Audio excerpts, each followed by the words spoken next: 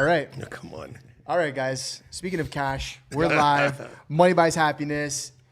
We're still late. We're 8:04. We're a little late. My bad, guys. It's okay. All right. We're doing I apologize. better. But listen, if you tuned in, we love you and we know why you're here.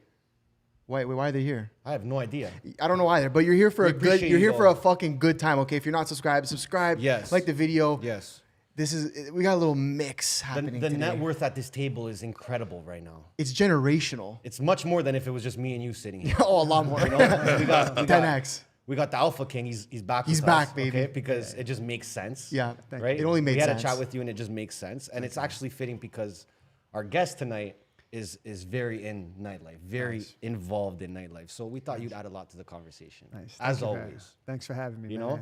Thanks for having me. Of course. Thanks for being here. But without further ado, wow. Wow. We finally did it. We finally The did thing it. is, I don't even need to like introduce you because they just hear your voice and they're like, I know that, I know that fucking voice. Peter Yeah. Girges, what's going on, baby? Thanks for finally getting me the opportunity to come up here and talk to you guys. I mean, you had it for a long time. It was it was for fair. me to fuck up. I'll tell you that. It's okay. You know how many times has he invited me, and then there was always something that popped up, or I had to go away, or we booked one. The last one we booked for last Thursday, we did it two months in advance. Yeah.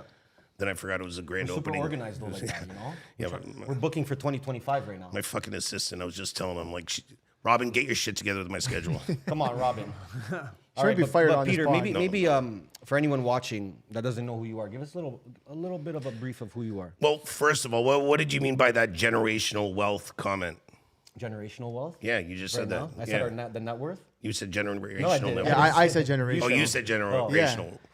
Well, Yeah, like, I don't think anyone in here is poor. You know what I mean? I'm gonna put it that Are way. you building generational wealth? well, I hope so. That's my plan for the future for my family or whoever decides to tag along before I die.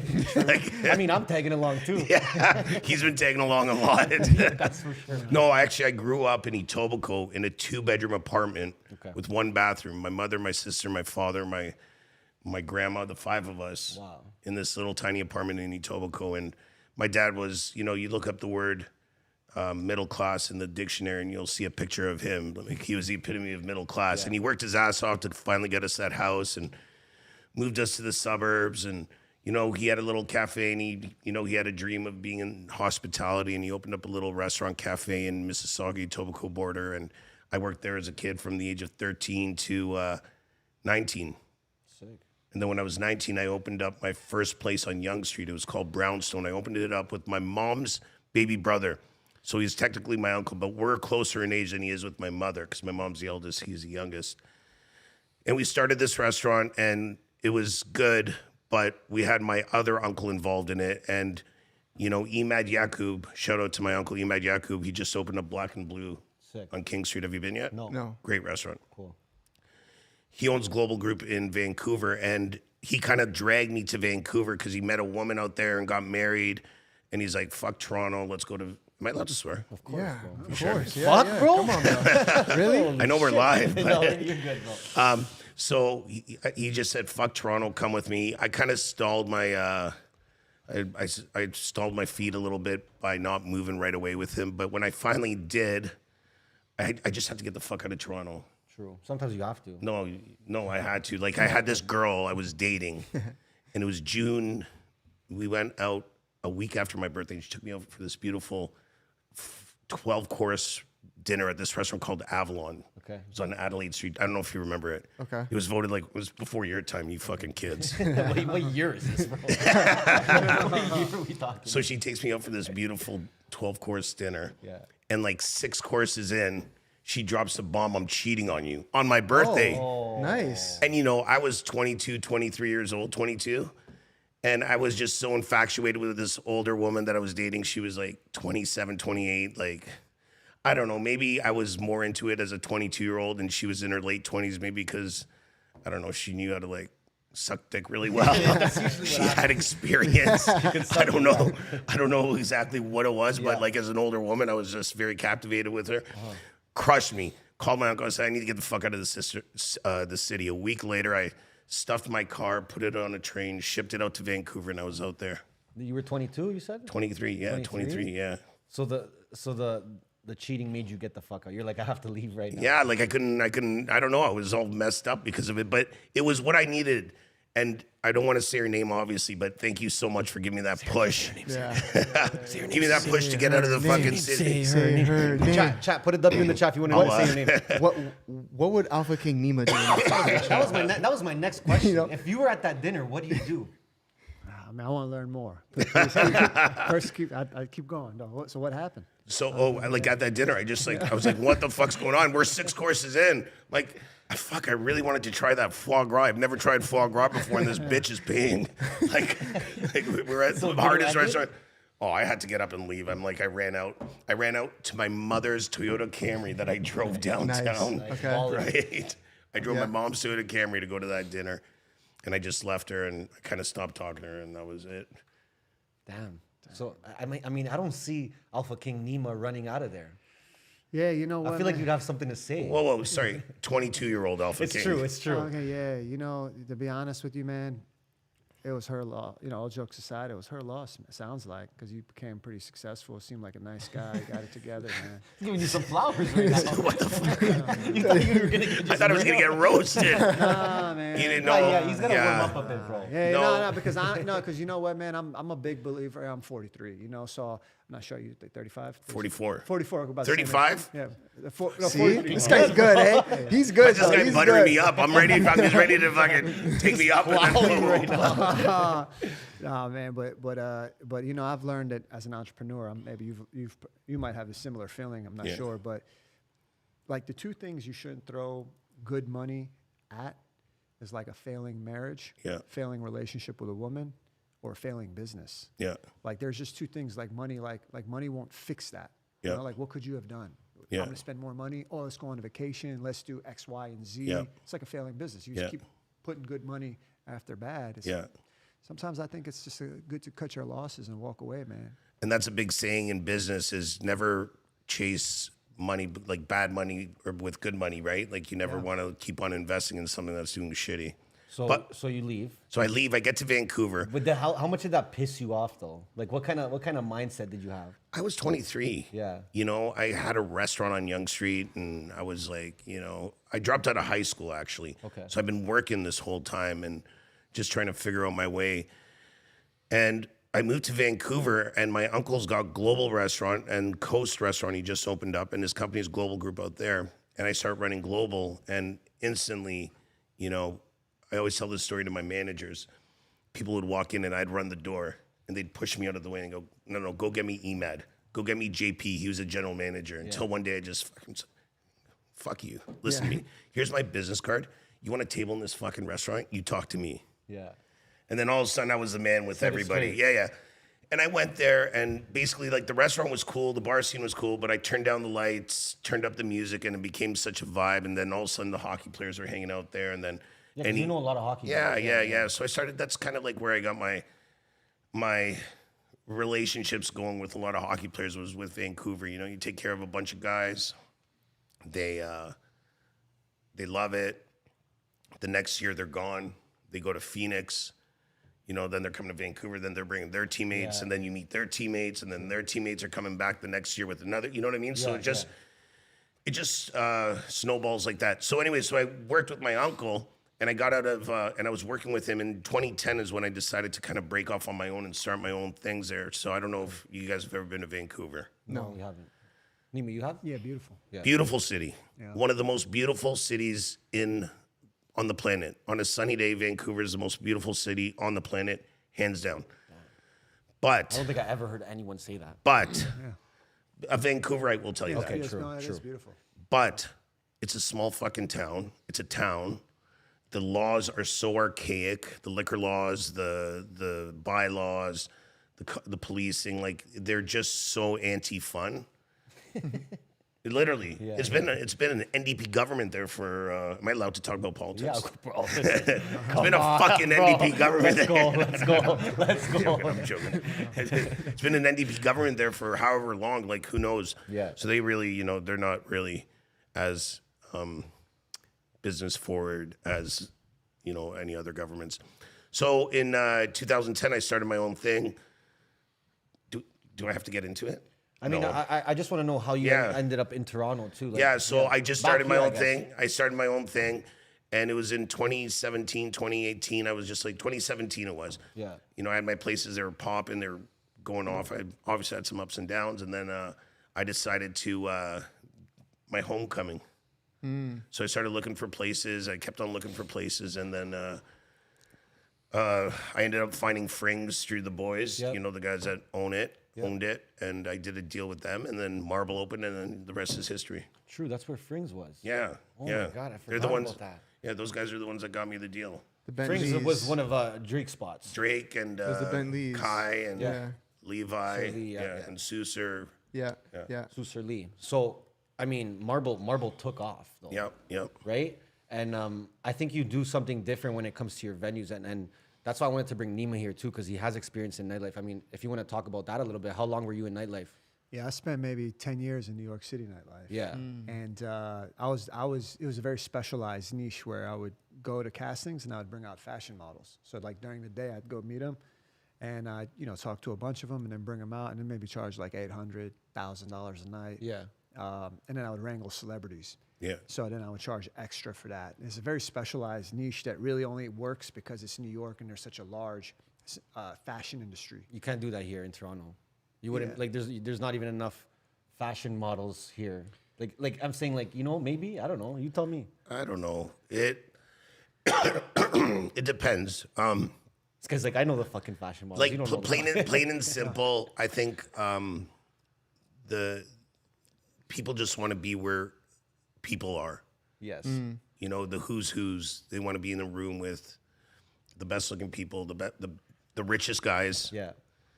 The most Clase Azul and Dom Perignon flowing. Yeah. That's where they want to be. Yeah. I'm actually curious, Nima. I want to ask you how you decided that was your niche, though.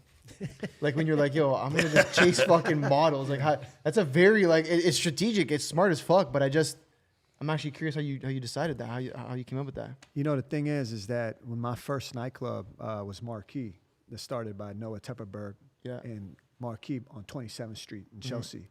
And my first nightclub in New York City.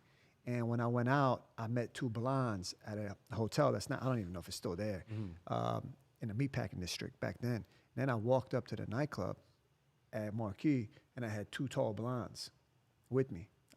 And I tipped the guy $100. I mean, I was thirsty to get some pussy. You know what I mean? So, I mean, I just wanted to get in. I didn't care. I knew once I get in, I'm going to make some relationships. Yeah. I knew it. Yeah. I just knew it. Complete conviction. Got right in. And from there, a bunch of promoters just swarmed me. And then from there, I didn't have any money. I didn't have a pot to piss in. Yeah. But they had bottle service. And I had no fucking money, So I knew that with them, I'd get bottle service every night and I'd fuck some bitches. Right? combo. Right. So, and I'll meet people. Yeah. You know what I mean? And that was just the thing I was most obsessed about. I had to find a way to do it. I was broke. I didn't have any money. Yeah. So from there, I was like, I would get invited to go back out to parties, and they would be like, you could bring some girls. Well, eventually got to the point I had like 10, 15 bitches lined up, and then I realized I'm like doing the whole fucking job for this guy. Yeah. One night when he left, and he gave me these bottle tickets. Yeah. And then I was like, wait a minute, he's getting paid. And that was the point. Then I was like, oh, wait. Then this dude named Ryan Vallon, who became a pretty good a writer in Hollywood, he said to me, hey man, he schooled me. He was like, bring this many bitches, this many models, and you're gonna get like 800 a night. Okay. And from there, I knew I would be able to meet billionaires. Because in New York, like you got billionaires. Yeah. You got more Yeah. billionaires than anywhere else in the fucking world. Yeah. So the model circuit in New York, it's not just you're meeting the billionaires of the world, the A-list celebrities of the world, going to Hamptons, Paris Fashion Week. You're also meeting there's a whole nother circuit of billionaires that'll pay you just to do private parties on the jet, on the yacht. You did any of those? I did all sorts of shit. You know what I mean? Like, you'd be surprised the billionaires out of like the Middle East or like Russia that'll just, throw you like, 25, 50K, pull up with like, 5 models. That's Crazy. it? Just 10 five? models that'll For him, to give him. No, that's what I'm saying. Well, They're that's giving him shared. the That's money. shared. That's shared Oh. too with the Yeah. girls. I mean, they might be licking some ass. No, what I'm saying, that's it. I said that's it just for I said only just for 5 girls, that much. That's crazy. Yeah, I mean, these guys were a lot of Yeah, guys they're were rich like as fuck. rich, and I would imagine human nature is the same. Yeah. You probably have seen a lot of we all worked in nightlife, Toronto, New York, same shit. It's just cleaner city. Yeah. But you know what I mean. But you guys, I was always amazed how many guys could spend 15,000 in a night but get no pussy. You know what I'm saying? There's a lot. I've No, seen really. it. I've seen it happen. How many you see? And then the guy, I've done that before. you know what I mean? I'm that guy. You know, and then the guy, you know, and then like the 24-year-old guy would just, you know, he works as a fucking, you know, bartender. He's getting pussy left and right, and he goes back to his 3-bedroom apartment with 2 roommates. But he's fucking the baddest bitch in the club. In my defense.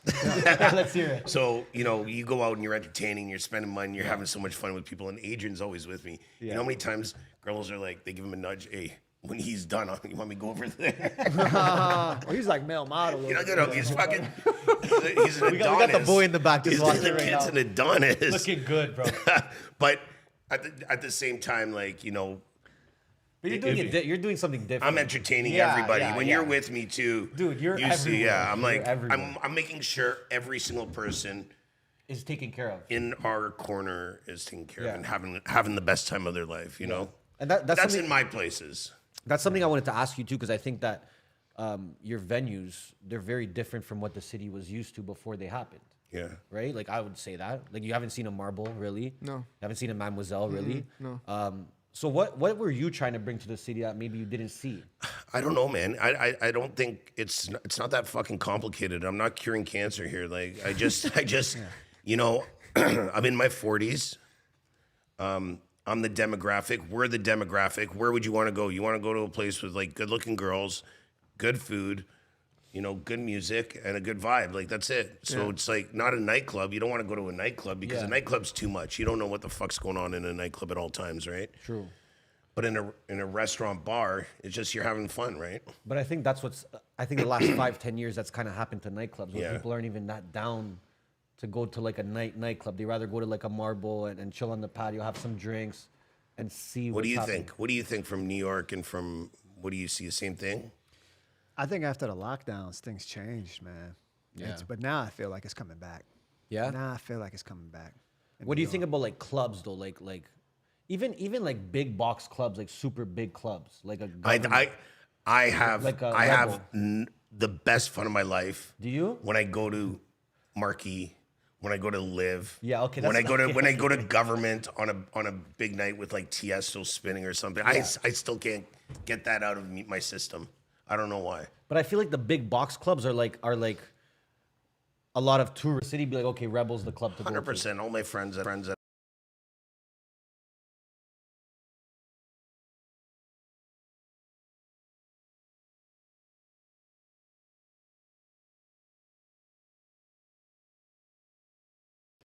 You don't want to go there and see always the same fucking people. You're down for some new people to slide in, no? Some new pussy, Yeah.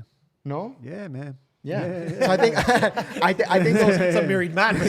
No, listen. He can speak to the. He can speak to his time there. No, I mean, I see value in both of them, and but I'm curious as a, I'd say let's say as guys that we were promoters, but now as like a nightclub owner. What is your ideal guest? Who is your ideal guest? you remember my tweet a couple months ago? All the the dress code one? yeah. I don't know, man. I think if you just show up, dress properly, spend money. Yeah. If you say you're friends with the owner, don't ask for free fucking drinks. Facts. You know? Yeah. If I'm your friend, you're gonna come support me, Yeah. right? True. I don't go to my friends who own a clothing store and say, what can I get for free? I go spend my money. I go to my other buddies' restaurants, I spend. I don't ask for a discount on bottles. I don't ask for free shit. Yeah. I think that's kind of tacky, especially if you call someone your friend. True. You know, but the ideal guest just comes in, has fun, spends money, brings in 2 to 3 girls for every guy with him, and you know, just doesn't cause problems. You'd probably agree.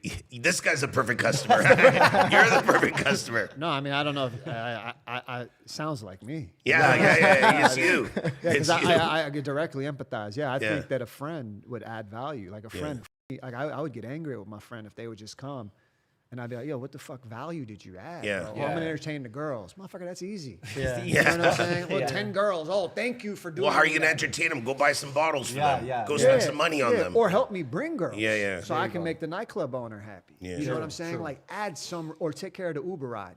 Yeah. You know, take care of a drive. Take care of the dinner tip. Whatever it is. Take care of the dinner. Yeah. Take care of You know what I'm saying? something. Take care of something. Just add some value, even if you don't have any money. It's okay. Add some value. But there's a couple of your like best friends that you'll let it slide. Yeah. sometimes, Yeah. Adrian, shout out to Owen Lewis. Shout out Owen. Shout out Fuck it. Owen. He's just juicing the bar, eh? He's just juicing bottles or what? Oh yeah, falling all time. over the place. Every girl's like he looks like Jared Leno meets like he's just a fucking. That's already he's a man rocket, and chicks just love him. So you just Okay. when they see him. So he's allowed. He's allowed. He's a good looking dude. But he's like my first friend when I moved to Vancouver in 2003, literally. Wow. By the way, Scotty says he needs a comp 42 tonight. That's Scotty. Is that Scotty Scratch? Yeah. Yeah, for sure. Wait, well, there's questions. Peter, who do you got? Oh, Kirk Cousins all night, baby. Abby Modi. Kirk Cousins. Let's go, Abby Kirk. You know this. Listen, we gotta get into something a little spicy here, okay? I want to get a little spicy here. Do it. Wait, are you single? Yeah. You're single? Okay, that's a perfect Wait, hold on, you're preface. lying. There That you was a go. perfect preface to my question. Actually, I mean, it's like you read my mind. Are you in a Yeah. situationship? Like, what is it? No, don't start with those. See, I'm, like, I'm those are single. fine. I'm single. I'm sorry Okay. if you're watching. This is I'm single. How- If you're I was watching. gonna say, how do you find love? In the club. Yeah, essentially, like in nightlife, is it possible? I think Because I feel like you had to leave almost, Yeah. so you may have differing opinions opinions here. I'm curious. I've dedicated my life to the people. You know? Yeah. And unfortunately when you do that, you really well, fortunately and unfortunately, but it does obviously have a huge toll on your personal life. I'm literally keeping it PG right now, right? No, go off, bro. No, but like it's hard. And with girls out there, they all have different motives. And I'm 44 now, in my early 30s or late 20s in this industry, as you guys would probably know. You said you're in your 40s too. Like, it was fun, but the novelty of it just fucking gets a little too much, and the repetitiveness of it. But at the end of the day, I go home and I sit in my bed waiting for the email log to come out of what the sales were, Yeah. And that's what gets you fired up. and Yeah. how much labor was. Yeah. And And then you bust a nut to that instead. Oh yeah. Do you know how sexy? Those bar numbers look. Do you know how sexy low labor cost looks? Yeah. Oh man. So hold on. Naked? So you don't Some do- naked do you low even- labor cost. Oh, wow. Fuck, get me going. Do you even want to be in a relationship? And don't lie here, eh? I want the truth. I want children. Yeah. I want Okay. children. Okay. I want kids. I want something to carry on this legacy of what I'm working my whole life to build and take over. But it's hard. It's hard. Like, you have the opportunity to date a girl in her early 20s, which for any 44-year-old guy, they would be like, oh, wow, you're the luckiest man in the world. Or then you got an opportunity to date, like, an established woman that would be like the perfect girl for anybody, career, good family, all that stuff. Yeah. And then it just doesn't, it's oil and water. Literally, relationships in my position is oil and water. I look at a guy like Dave Grutman and I admire him a lot because he has this beautiful family with his 2 daughters and he knows how to balance it. There's a couple other guys, but I think I'm still in the position of growing my company where I'm still in the trenches. You know what I mean? Yeah. Yeah. You're still grinding. Yeah. No distractions. And the trenches take a lot out of you. Were you ever in a relationship during, like a long-term relationship while you were doing it? When I launched my company in 2010, I was in a relationship with probably one of the most perfect human beings that a man could be with. Yeah. And that just Started having Peter bums. Oil instead? and water. oil and water. Because I was starting my company at the Yeah. beginning, Yeah. and You need to put a lot into that. We say it all the time, but I feel like once you like, and we talked about this too. Like we were in nightlife, and then you see how people act that are in relationships.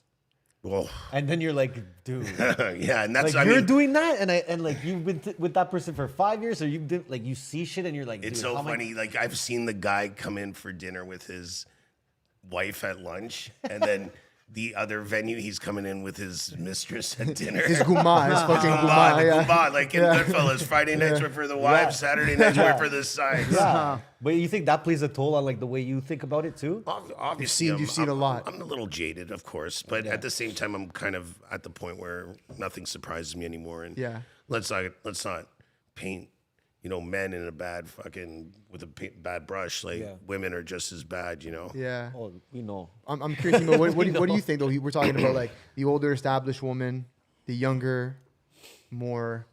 What's a Peter? I don't even know what you would say. It's like fun or like I don't even want to say naive or inexperienced. How are these men supposed to choose? Because there's all these red pill guys. We talked about this, right? All these red pill creators, all these guys talking like, find yourself a fucking 18-year-old, no dick's been inside of her, fucking teach her everything, take her from the farms. Who says that? There's like some red. Everybody. Yeah. What are your thoughts? If you're a successful man, let's say in your mid-30s, or you're getting into that realm, right? Not even, it doesn't have to be nightlife. What kind of woman should you look for? You know, I was thinking about this, man. Like, I'm married. So, I just got married in my early 40s, so now I'm approaching mid-40s. But I think there's such an emphasis for young men to focus on getting a loyal woman. But a loyal woman, yeah, you want to get a loyal woman, but you also want to get a woman that's not going to distract you from your goals. Yeah. So if you're continually investing in yourself and improving yourself, and you're ambitious as fuck, and your woman is not improving herself at your speed, at that level of acceleration, and you're arguing and they're distracting you and they're pulling you down, and they're like, you're like fucking Superman once you become a CEO, because you might have 50 people, 60 people counting on you, 100 people, 200 people counting on you. Everyone's counting on you to pay them at the end of the fucking month. Yeah. Right? Yeah. Not to mention you got a wife, then you got kids, you got parents-in-law, you got your own fucking parents, right? You got friends, you might have charities that you like. So, all of a sudden, you might have a girlfriend or a wife that may not be growing the way you're growing. Yes. And not only, so she's Or loyal. or at the same speed too. Yeah. She may be loyal, man. She Yeah. may be loyal. She may be a good woman, but she's distracting the fuck out of you when you got an important meeting. Okay, yeah, but that's great for everybody else except hospitality. It doesn't apply to us. It doesn't apply. It doesn't Because apply. there's so much pussy. Well, okay, hold mean, on. okay, You left nightlife. I left nightlife. Yeah. For what reason though? I left because I wasn't at a point at 38, Yeah. 37, 38. I left because I realized in New York City, I didn't have the talent to own a successful club. Okay. Like Richie Akiva, Scott Sartiano, Noah Tepperberg, they dominate that shit. yeah, It's like a fucking full There's like no space. Yeah. Yeah, and I knew Richie Akiva, for example, the guy that I admired the most, and I learned a lot from. Richie, was a genius, at getting the celebrities and the top supermodels, and I would never, in any point soon, be able to compete with him. Okay. Like he really had a lock on that shit. Yeah. We're bringing out Leo, Hove, Beyonce, Dawson Cruz, the top Victoria's Secret models, and so forth. Yeah. I couldn't compete, and the billionaires, and their resources to take out those same celebrities. Yeah. Biggest and everyone legend. that fall, huh? Biggest legend. Yeah, Richie. Yeah, Richie Akiva's a legend. You know what I'm saying? So like Kanye has a song where he says, I'm out at a party with Richie. Victoria's Secret models are gonna get me. He's talking about Akiva. Yeah, and that's crazy. that's what I learned from. Yeah. So that was my trainer. That was my mentor. That was my big bro. You know what I Yeah. mean? So I just was like, you know what? I can't compete in this. I'm getting the fuck out, and I don't want to be a promoter forever. Yeah. In my 30s. So it wasn't about relationships then. It wasn't like, oh, I can't get in a relationship doing this job. I think it's important to say, hey, like once I had a very successful Monday night party. It was a New York Post, New York Okay. Daily News, bringing bitches, models, celebrities, everything. But that club closed down. And after that, that was the peak of me. Yeah. It was like a sign you felt. Which club? Which club? Then it was called Double Seven. Okay. With Jeffrey Job, Mark Baker. Yeah. And it was good. I had my run. I did my run. I had one successful Monday night party that was getting press. And once that was done, it was done. The club shut down, not because of my night. My night was actually the one good thing, but it takes more than a Monday night. True. Yeah, it takes way more than a Monday night. So as soon as you got out, was the idea right away like, yo, let me get into a relationship, but let me find a woman? No, I went to Europe. And I went to Europe. I wanted to get out of New York. I went out to. By then, I was doing private equity. You want some European bitches, eh? Yeah, I want to switch it man. up. Passport Okay. bros. Yeah. Oh, but I was doing that before Passport bros? it became popular. Yeah. Yeah, because I got I met it was a guy. popular. You know passport bros? You know what that is? It's No, the term. So it's pretty much like what? Just guys leaving to find their wife overseas? I wasn't doing that, but I was abroad. 'Cause Okay, I good. started working. It's with like dudes from the West. I had leaving. a friend do that. Yeah, I had a yeah, friend go to do that South to me. America and Oh shit. no, he went to Russia. Oh, it's not bad at all. He though. went It's to not bad. Russia, and I don't know, like he just disappeared and came back with Came out- this With a wife? 6-foot blonde, Yeah. beautiful, blue-eyed, model-esque, Yeah. 3 kids. Yeah. Passport bros. Nice, man. Yeah. No. I mean, I at that point I was working with a hedge fund manager. Oh, true. In Geneva, Switzerland. Okay. Who I met from New York City nightclubs, who took me under his wing as I as I went out. But Yeah. point I want to make is, I went to Europe. I was fucking some pussy, and then right before I left, I met my wife in an Airbnb, Yeah. and now the only one I've been with. The rest is history. You're at such that a point. good guy, bro. I think once you get the, I'm not perfect, but once I got the ring on, I felt like that's really Yeah. that's when I Do sort you- of locked in. I wonder I did because lock in I after. wonder because I feel like a lot of men in your position, if you're making money, you're whatever. You can use the cheesy Andrew Tate like high value whatever. Did you ever feel pressured to get married though? Because I feel like a lot of men won't admit it. I'm asking for like legit honesty because a lot of women are the ones I feel like today push for the marriage aspect, push for the kid, push for the marriage. Wait, how old's the wife? My wife's about 11 years younger than me. Ah, my guy. See, my dog. That's I why. thought you were about to say 11 years old. I said that doesn't make sense. at all. I'm not Nick Fuentes, and his group of pedos, Jesus Christ. micro Fucking hell. penis motherfuckers. Yeah, there we You go. know, Yeah, yeah. The Alpha King awoke. Yeah, we yeah, yeah. awoke. We awoke him. Yeah, and I know we all know of the guys at Valuetainment. Yeah. Adam Susnek wasn't at all. This is clear. His reputation. He wasn't at all involved in any of my stuff that I said to Nick Yeah, Fuentes. no. Adam's a great guy, and shout out to Patrick Pitt David. Man. Yeah. So 11 years younger. Yeah, my wife, but your age. Yeah. You know what I mean? So, how did the marriage conversation come up? I think once you have any kids. No, I don't think so. Yeah, because I thought you had a phone. I thought you had a kid on your phone. That's why. No, that's me. That's me with my dad. That's me. Oh man, I got it. The thing is, man, is that once you have a kid, once you have like a couple kids, and Yeah. you have a woman you love, the kids is a game. Was the kid first before marriage? Yeah, See? the kid was first. Yeah. And also then it was also immigration. I'm an Yeah. American living in Germany. Then it's a whole nother ball. Was the kid on purpose? That's a fucked question. Yeah, you know what? No, no. What do you mean, question, bro? bro. Listen, were you trying, or was it just like you bust a nut and it just was what it You was? You know what what? you're You know what? Real talk. The power of visualization. Yeah, Years before I had my daughter with big cheeks, yeah. I would go to a playground in Miami and look at little girls, and I would just watch these little girls, that are running around with big cheeks. And I used to say, one day I'm gonna get one of those little girls. I mean, No, for really, people. no, really. Just the Just sound. imagine where they And tune now I into got a the. daughter. I was looking at Close the. I was my at the eyes and just playground looking listen. at. No, but what now, he said? No, but now I got a little girl of my own. It's my daughter. with I big know what cheeks. you're Yeah. saying. Yeah, but yeah. you're It's saying sweet. the- It's actually the- very sweet and It's very. such a good thing, but the way you said it Yeah. was almost like it almost went another way. Yeah, I didn't think about it like It's that. all good. It's all I good. didn't think about it like that. Yeah, That's- yeah. I mean, sometimes I'm serious. People don't believe me. You No, know? I know, and neither do I. Some of my best clips have actually, my best moments, I think, I'm actually serious. Yeah, you're just talking. Some of them, yeah. yeah, And I yeah. take credit for it. Then people are like, oh, that shit was funny. I was like, yeah, I take credit for it, but it was actually not. Wait, It's you actually didn't serious. answer the question. Well, sorry, I don't remember what Was it a mistake or was it on purpose? Oh, it was You visualized it. You yeah, visualized I it. visualized it, and I thought I wouldn't. You be able to. manifested a that mistake. shit. But okay, but like, because I were you was- surprised when you got the news? And how'd you get the news? I was about 41, and I'm thinking at this point, all the women I fucked raw, I come to them raw, and not one of them gets pregnant. Yeah. How many do you Crazy. think? How many you think You know? raw? You went Yeah. raw with? And I come inside of, I don't know. I'm lucky to be alive, man. I feel like I survived the Iraq War. Go to the know what I doctor and be like, I don't have anything after everything I've done. I don't have anything. Yeah, every day I feel like I survived Iraq War. I survived my own 9/11. You know what I mean? But fucking A, bro. Every 9/11 celebrate fucking all these bitches raw. Anyway, man. But back to the point. But on a real note, yeah, that's what happened. That's Yo, crazy. If you're with the love of your life and you're Yeah. together, and she gets pregnant, it's not accidental or on purpose. It's just the progression of the relationship. I like that.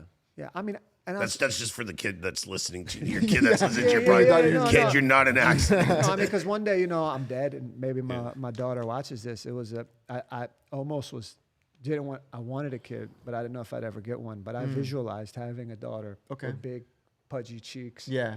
And then I got one. It was a gift from God. Proper. Okay. It was a blessing in my Yeah, life. yeah. The best thing that ever happened to me in my life, and the closest I ever felt to God was watching my daughter come out. That's amazing, of course. Okay, On so a serious note, how about you? When's the closest you ever felt to God? I hear that. real Like note. I did get a girl pregnant once. Oh yeah. Yeah. Damn. In my early 20s. Wait, but that made you feel close to God? Oh, when did I feel close to God? I thought we were talking on the. No. Wait a minute. Okay. Elaborate. Hold on. That's pretty. Oh my God! Do you want to know the closest I've ever felt to God? Yeah. My 18th birthday. What happened? That's crazy. Okay. A family member of mine picked me up on my birthday. Okay. Fuck, I don't know if I can say this story. No, it's too late, brother. You're already 20% in. 18 years old, takes me to a rub and tug. Nice. That's Because you're good. 18 years old, you can go to rub and tugs, I guess, here in Toronto. Okay. Oh, you can't So go when you you're younger than that? So he takes me up, and we go to this place. It's my first. No, I don't think so. Okay. And when we go up, it's like on Christie, across from Christie Pits. Yeah. The second floor of this like fuck. That's Koreatown. sketch already, bro. Koreatown.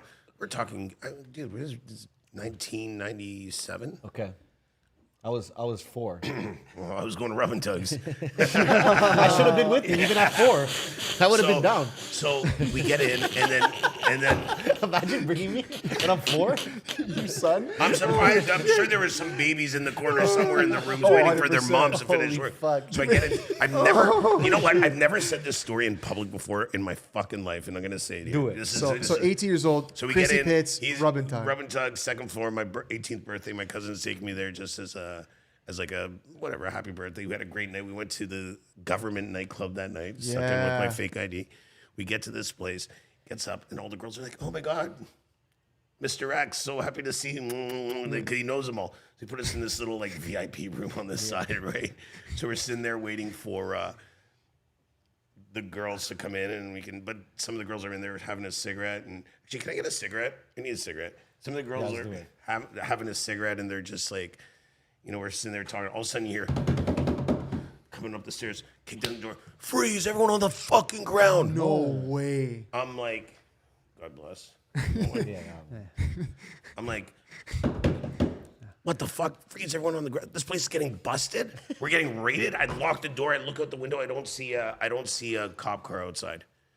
So I'm like, what the fuck? They kick down the door. It's a bunch of guys in ski masks. Get on the fucking ground. Give me all your fucking money. I just bought a Nokia, the brick phone Nokia, the flat one. Yeah. I just got it for like $900. Yeah. They stole that from me, right? So they stole the fucking phone from me, but I didn't have any cash on me because my cousin was treating me. So I had like a toonie in my pocket. Like I had a gun to my back of my head, and he goes, pulls it out, and he goes, "A toonie? That's all you have?" With the gun to my head, throws it at me, "You motherfucker!" And then that's when I saw my life fucking flash Yeah, I was right gonna before say my that eyes. has to be it. So you saw God at 18 in a rub and tug. Yeah. I mean, I didn't know God was there. Who would have imagined I that? didn't know eh? God would be around there. Shit, no, God. They need I'm God happy the you're most. alive, and I'm happy all you had is Yeah. a toonie. Maybe if you had more. Okay, Actually, I but don't then know. at the same time, you got to go pregnant in your early 20s. Don't run away, because I'm coming back to that. Oh, anyway, so then they pepper sprayed the whole place, and we couldn't get up out of the place, and they stole the money. That's, And, okay, that's how they got out. and I think after because, I mean, it's brilliant. You rob a rub and tug, they can't call the cops, Yeah, obviously. right? It's true. So whatever is going on the streets, that's their problem. But from when we were talking after it happened, before we were like trying to get out, I heard one of the girls screaming at one of the girls, "You fucking set us up! You set us up!" Setup. Damn, setup thing. I think I found my new business. Damn, it's a setup thing. I'm going to start robbing. We got some Are questions, they still though. around anymore? Are there rub and tugs in the city? You know what? You know I've never been to a rub and tug. Really? So all my life. I think Yeah. no. I swear to I God. think you have. No, I haven't. Anyways, that was my first and last time. Yeah, I never have. I don't know why. Okay, what are some of the biggest red flags you've seen in women for Peter and Nima? Nima, you go first. Thanks, Abby, for all the questions. Red flags. Man, that's a good question, man. Red flags. I'd say, how's the relationship? If you're thinking about marriage, I would say, and starting a family, I'd say, how's the relationship with her parents? Like her relationship with her parents? Yeah. What's Okay. her relationship with her parents, and how do you see your relationship with her parents? Okay. And then look at the 4 or 5 girls that she's very close to. What sort of women are they? Her circle. Yeah, because if they're acting like whores, Oh, yeah. and they're nasty, one of they're them. bitter. Like, it takes just one bitter 100%. bitch, bro. One bitter bitch in the group that's gonna terrorize you. You know what I'm saying? In your whole relationship. It's facts. Just takes one nasty, nasty, bitter bitch that's alone, It's facts. and she's gonna fuck your relationship. You know, Yeah. because she's gonna be there whenever there's an argument. Girls are tough. You know, When they're doing- I'm very fortunate that almost all of my wife's best friends are good women in relationships with one man. I like how you said almost all.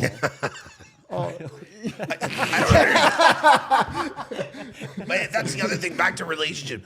I'm fucking. Don't name names. I mean, they're German. You know, they're not gonna watch this. I don't understand how guys have so much time, like to have like a girlfriend, a wife, a girlfriend, a side bitch, a side bitch. You're saying like all of them together? Or like, No, I just think that like girls go after guys that have a lot of time on their hands, but they want there's two types of guys, That's right? facts. It's like you're gonna date a successful guy who can give you an amazing lifestyle, but he's not gonna be able to support you the way that you want to support. Yeah. Be supportive, whether it be giving you dick, like you know what I Time, mean, dick. time, Yeah. dick, like Well, to your point, Yeah. I'd say the number one red flag is if a woman pulls down her pants and has a dick.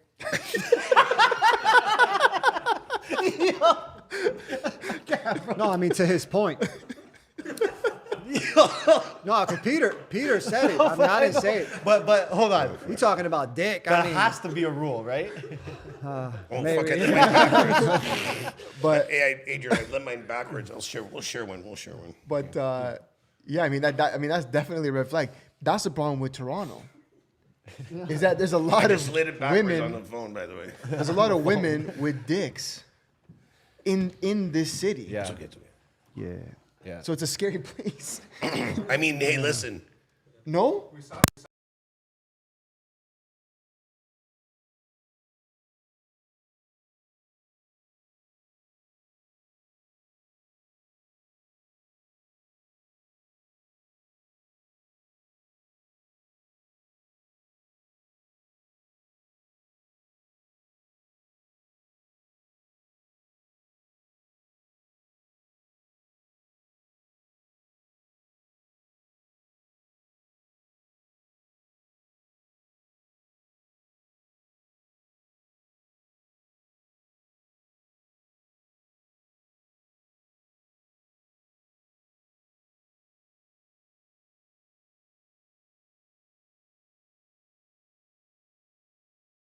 Abby must know you, eh? Audio's She- out. she Yo, likes guys, you, It's a good- guys, just let us know if you can hear us. My Good bad. now? We had a We're back. little noise. Sorry about that, cancellation guys. there. So So we were at okay. time. Women Time. need time. Yes. Women need investment. Women need a man to be with them. And That's a good way to put it. I never thought about it. Like I always thought about it like that. I didn't know how to put it into words. But yeah, women want a man with time. Yeah. I never really thought of it like I know that. it's a great way. I've crazy. never We talk about never it heard so it like much. that. Because I've been in that situation where I'm the guy without the time. Yeah. The only thing I wake up and do is I think about my business and going after it at this age. Yeah. You know, obviously, like, think you you know, mix I'm a in, man. like- I'm a man. I got fucking needs. Yeah. 100%. And then you mix in just like daily shit. It's like how the fuck do you slide in like a woman into that? 99%. But you're still like super active with the business. Yeah, 100%. My hands on. I mean, I love it. You do Yeah. love it. I love it. You I can wouldn't- tell. I wake up in the morning and I want to go to work. Yep. I wake up in the morning and I want to like be there and I want to be there But at night. I think that's huge for your team Yeah. and the culture that you have at like your venues. That's this fake shot You know? here. Yeah. I think we have a great culture in the place where everyone is very hospitable. I feel like and people wanna- hospitality oriented and But they want to come work for you. yeah, we've had. You know what's a good testament to that is seeing how many people have been with us since the very beginning. Yeah. Or Because nightlife is very like, there's a lot of Yeah. recycled employees Yeah. between venues. But I feel like, man, like even when Mademoiselle opened, and then I went back, it's the same people working. Yeah.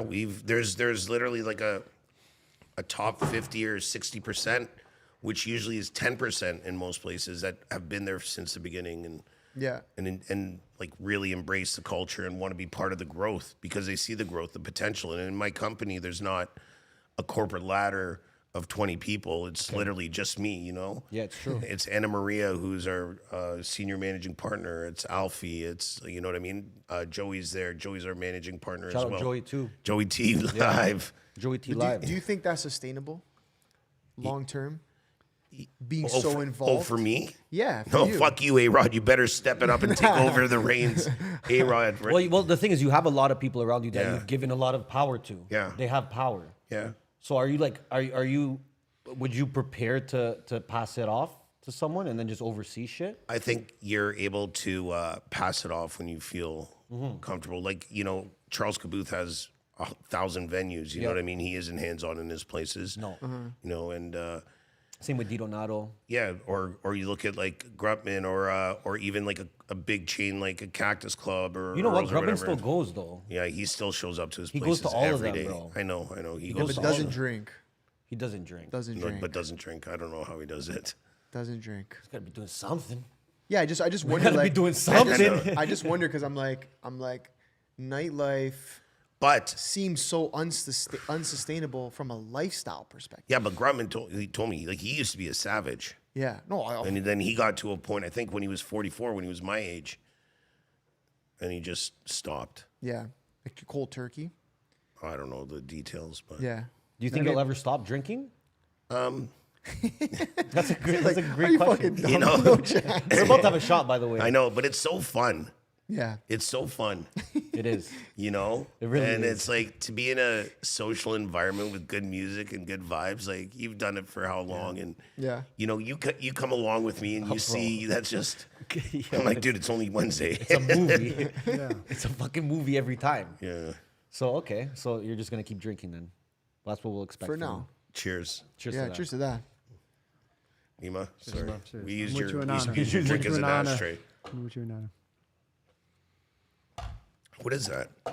Siempre. What is that? Tequila. I know, it's tequila. Siempre. What's siempre? It's a tequila. It's siempre tequila. No, it's our boys. We know them. Okay, yeah. Yeah. We Question for Peter G and Nima. What's the craziest shit or story you can share that's happened at your restaurant or clubs in Toronto or NYC? You go first. Okay, well, God, Yeah, once you're, for you're the days. guest, brother. You're the main one. shout out to my old partner, Mike Morissette, who I used to own everything with in Vancouver. Okay. And I was getting a little wild. I don't party in my places after hours. I don't take booze from the restaurants. I don't live that life like that. But I used to in my early 30s. And it got to a point where he set up the alarm system on his phone that every time the alarm went off late at night, he'd fucking like get on the cameras or call me or like show up, right? But he never showed up. It was like the second time it happened, or the second time he had it set up. So the alarm goes off on his phone at 5 a.m, and he lives in the fucking suburbs. Yeah. And he's just, I can picture him. I know him so well. I can picture him just driving in his car, fucking Girges, fucking Peter, just gunning it down into the city, right? Yeah. And this is in our old bar, Pierre's.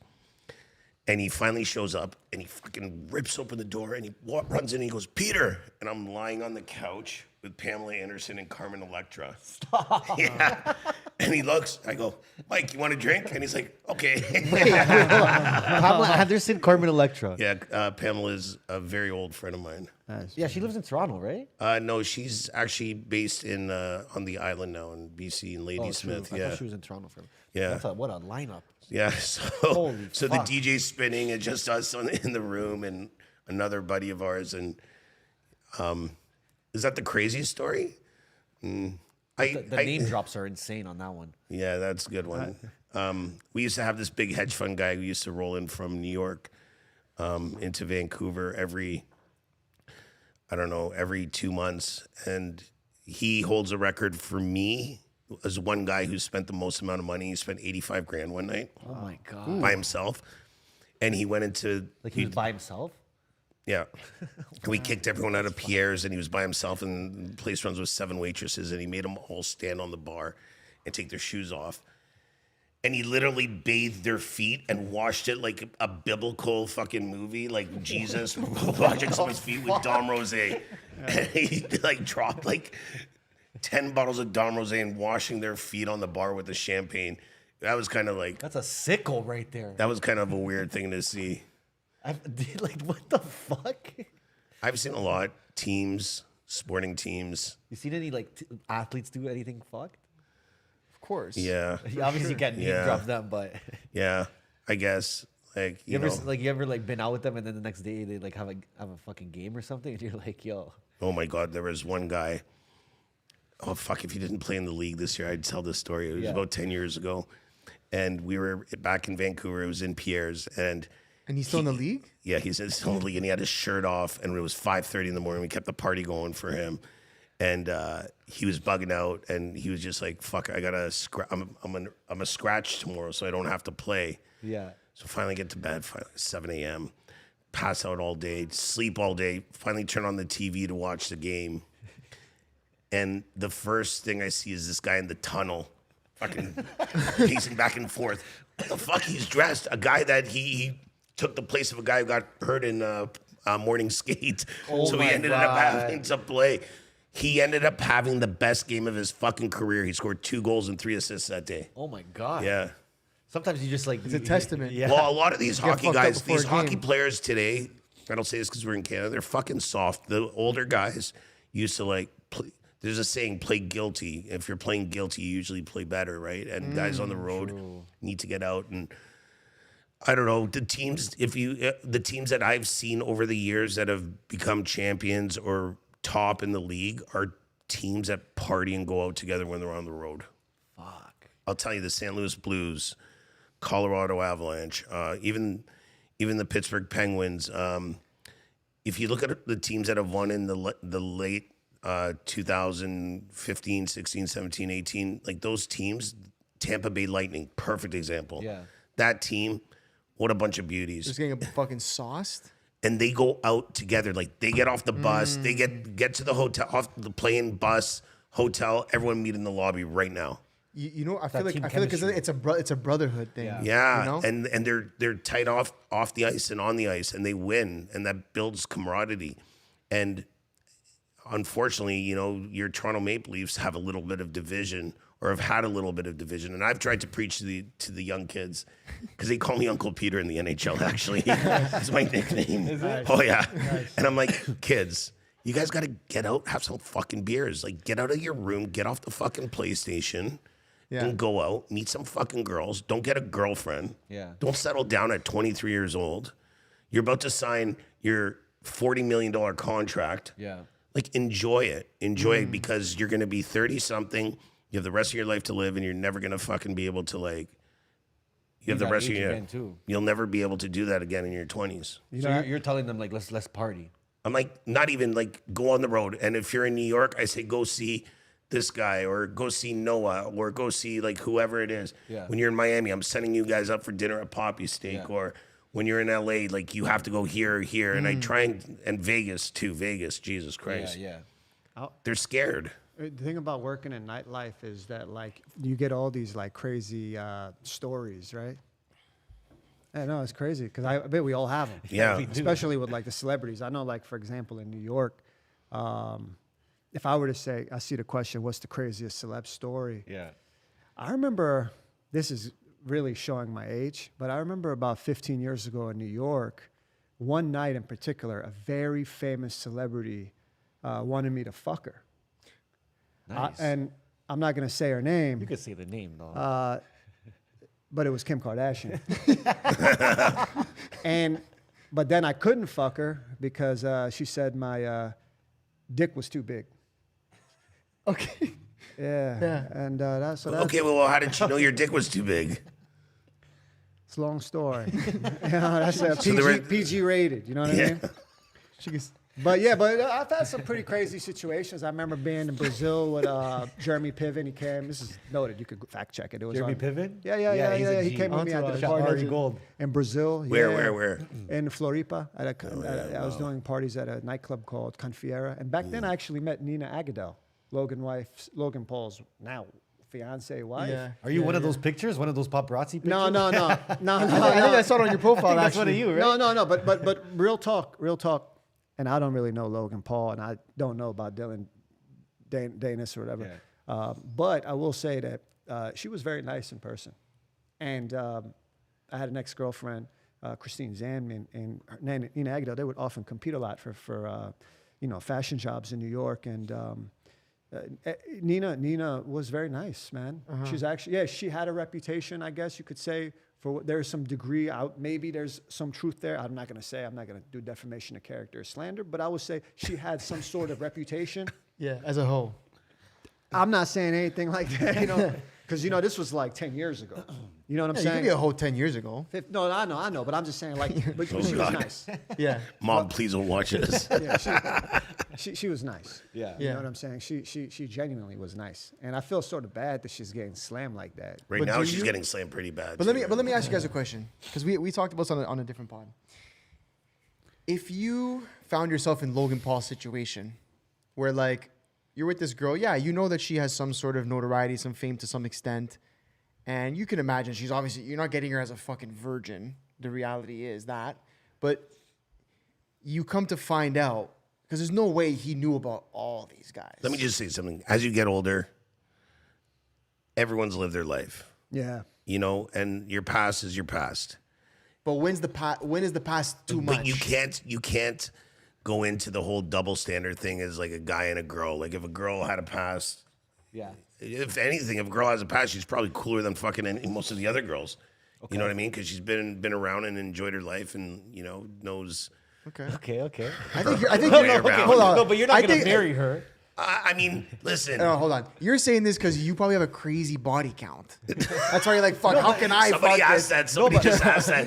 They go, what's your body count for 4 digits? I What's go, your kill count? Okay, but I'm 44 and I've been single for majority of my time, so my kill which is count, fair. But the thing is, I don't even think girls care about the kill count of guys. But do guys have to care about the kill count They of do, girls? though. They do. For me, I'm at that point though where it's like, Okay, 1,000 dudes? No. but no girl can physically take down 1,000 dude. That's 20 years We've, old. we've interviewed girls that have done that. Okay. I would say that, you know what, because you're in your 20s, you just turned 30. Yeah. The producers are And I'm laughing. basically mid 40s. I think I think that 40s is a point where you sort of you become a little bit more empathetic, man, because everyone's been around. Yeah, You know what but I'm that's what I saying? mean. And being in the industry as well, Yeah. I'm telling you. How once- much though? How much? Like, What's the come on, there's limit got to be here? a limit. Because your baseline is still like, you're 26. Your baseline is still like a 17-year-old virgin. You know what I'm saying? 18-year-old virgin, right? No, but for him and I, we've gone through Yeah, that. like, No, you no, know. but no. Listen, I'm not saying even guys at my age should expect a fucking virgin. I think that's unrealistic. Who wants to date a virgin anyways? No, well, yeah, 100%. Like, what are you gonna 100 do? plus for Peter. But like, what's Maybe in 100 1 plus. year. Come on, bro. But, like, Fuck come on. Abby. Let's go, buddy. Give me some credit. Yeah, for real. Show that some wouldn't bother respect. you guys? That wouldn't bother you guys as Logan Paul in that As you situation? start getting older, there's some good quality girls out there that if they've had a past, they've had a past. Okay. Yeah. And you can't judge them for that. If they're a good quality girl, like if they're 100 smart, plus? 100 plus. I mean, 100 plus. I mean, there's a lot of girls also that haven't had that many partners Yeah. just because they couldn't. Yeah. I mean, she had it. She was, and 10 years ago, she looked good, man. 15 years ago, she looked. But way there's a better lot. than But now. there's a lot of girls too, Yeah. like that are stuck in relationships too. A lot of them are. But I don't know. I wouldn't judge a girl on her So past. 100 plus, you're okay. As long as she's cool and everything else. 100 plus. Yeah. Yeah? Yeah. Okay. But how old is she? I'm Jeez. thinking she's 24 with 100 plus. No. That's physically not possible, is it? Yeah. Or is it? How about you, Nima? I want to say real quick though, Nina Aguilar, no bullshit, man. Still on no that bullshit. I need another shot of for sure. tequila. Let's Let's go. I'm telling you, bro, 10, 15 years ago, she was bad even in a party full of actresses and supermodels. Yeah, she yeah. was She stood out? legitimately bad. Knew She how to stood work out. a room. She stood out. Yeah, she worked out. Yeah, but in New York standard nightclub. I'm Yeah, saying, yeah. Which is good. No. You're talking top of the. You're talking top top of of the line. the. Like now she's world. now she's like 40, right? 35. I don't know. But back then, when she was in her early 20s or teenage years, she was legitimately, Because stood out. you like your European shorties, eh? I like, I always wanted to get a Persian girlfriend. I never did. Oh my God! Why Some of the not? most beautiful. Yeah. Shout out to all the Persian women. Shout I out dated a Persian Persian woman earlier this year. Thanks for fucking my women. It was it. That's why you I'm couldn't so find proud them, of it. No, you they're know? good looking. But okay, so Shit, man. living in Vancouver 17 years, 25% of the population is Persian, and they're fucking loaded. 25%? It's either you're Chinese, Persian, Yeah. East Indian, or white in Vancouver. That's it. And the Persian women, they come from money. They're fucking gorgeous, but they're the most insane, toxic, craziest women. They'll fucking pull your heart out, like in what's the video game? Where Mortal Kombat. where they pull your heart out, fucking step on it right in front of you. They'll destroy you. I feel bad for Persian guys. Yeah, man. That's I want to train. One of my good friends. He was a male model. He was for Givenchy and Ford and everything. And he had a Persian girlfriend. And he would ask me for it. And she was walking all over him. I never seen him. See? I mean, really, she was walking all yeah. over him. And I said to her, I'm like, man, you gotta be careful because the fathers in the Middle Eastern, and I'll say also the Mediterranean culture, they're very passionately like in love with their daughter. It's Yeah. very very affectionate. You know. Yes. It's very hands-on, and I think that then the daughter grows up and her standards are high. Yeah. And I think with the Persians, especially, that came to the United States because a lot of the well-off, educated ones didn't come to the United States or Canada, and the ones that or Germany for that matter, where I live. But they spoil their daughters so much that it's like the baseline is so high that it's almost like crazy, Like, I like that though. But I've never seen High standards. I've never seen a They demand culture. it. I've never seen a culture where a woman in that culture carries themselves with that much Yes. like class No, and you're right. standard, right? Like they. Yeah. I mean, I want to raise my daughter. I tell my daughter already. Is your wife Persian? She's German. I'm Jewish. But what is I she? though? married German? Is she full German? Or is she- You better watch no one's himself. German. No one's deep German German. anymore. Hey, No one's this guy German. better watch himself. No, bro. no, Jesus deep Christ, like bro. German to the point where the land that they've had, her grandma has the Nazi, logo on her birth certificate. Wow. That strong German. purebred. I'm Married to a Jew. married to a Jew Wow. and an Iranian. Persian. A Persian Jew. Yeah, in Germany. Holy you know what I'm shit. saying? That's fucked. Yeah, when you yeah. put it that and way. an American American bombed Persian the Jew. shit out of them. Yeah, we yeah. destroyed Germany with Yeah. the British and everybody else. English, but I'm just saying, it's Man, like, you really wanted to fuck shit up, eh? yeah, man. Hey, a Persian American Jew dating a Nazi German. German. Yeah, but Married to a. But you know what? It's Though? beautiful. No, but what a love story. yeah, I mean, yeah, it is. Yeah, but in Germany, it's actually quite liberal, man. In Yeah, the sense- 100%. yeah. 100%. Yeah, You're they saying welcome foreigners. Like, I would say the restaurants that are. By the way, I don't know. Like, what are the most popular restaurants in Toronto? Because like in Germany, I say Italian, Spanish, Turkish, Greek, Indian, Japanese. These are like the most popular. Yeah, Was it it's- like that it's- here? I think the good thing. Sorry to cut you off. No, I think no, the no, good thing about Toronto more than anywhere else in Canada is you can get any type of cuisine. Yeah, and exactly. have really good top restaurants level too, yeah. at a really good high level restaurants, authentic.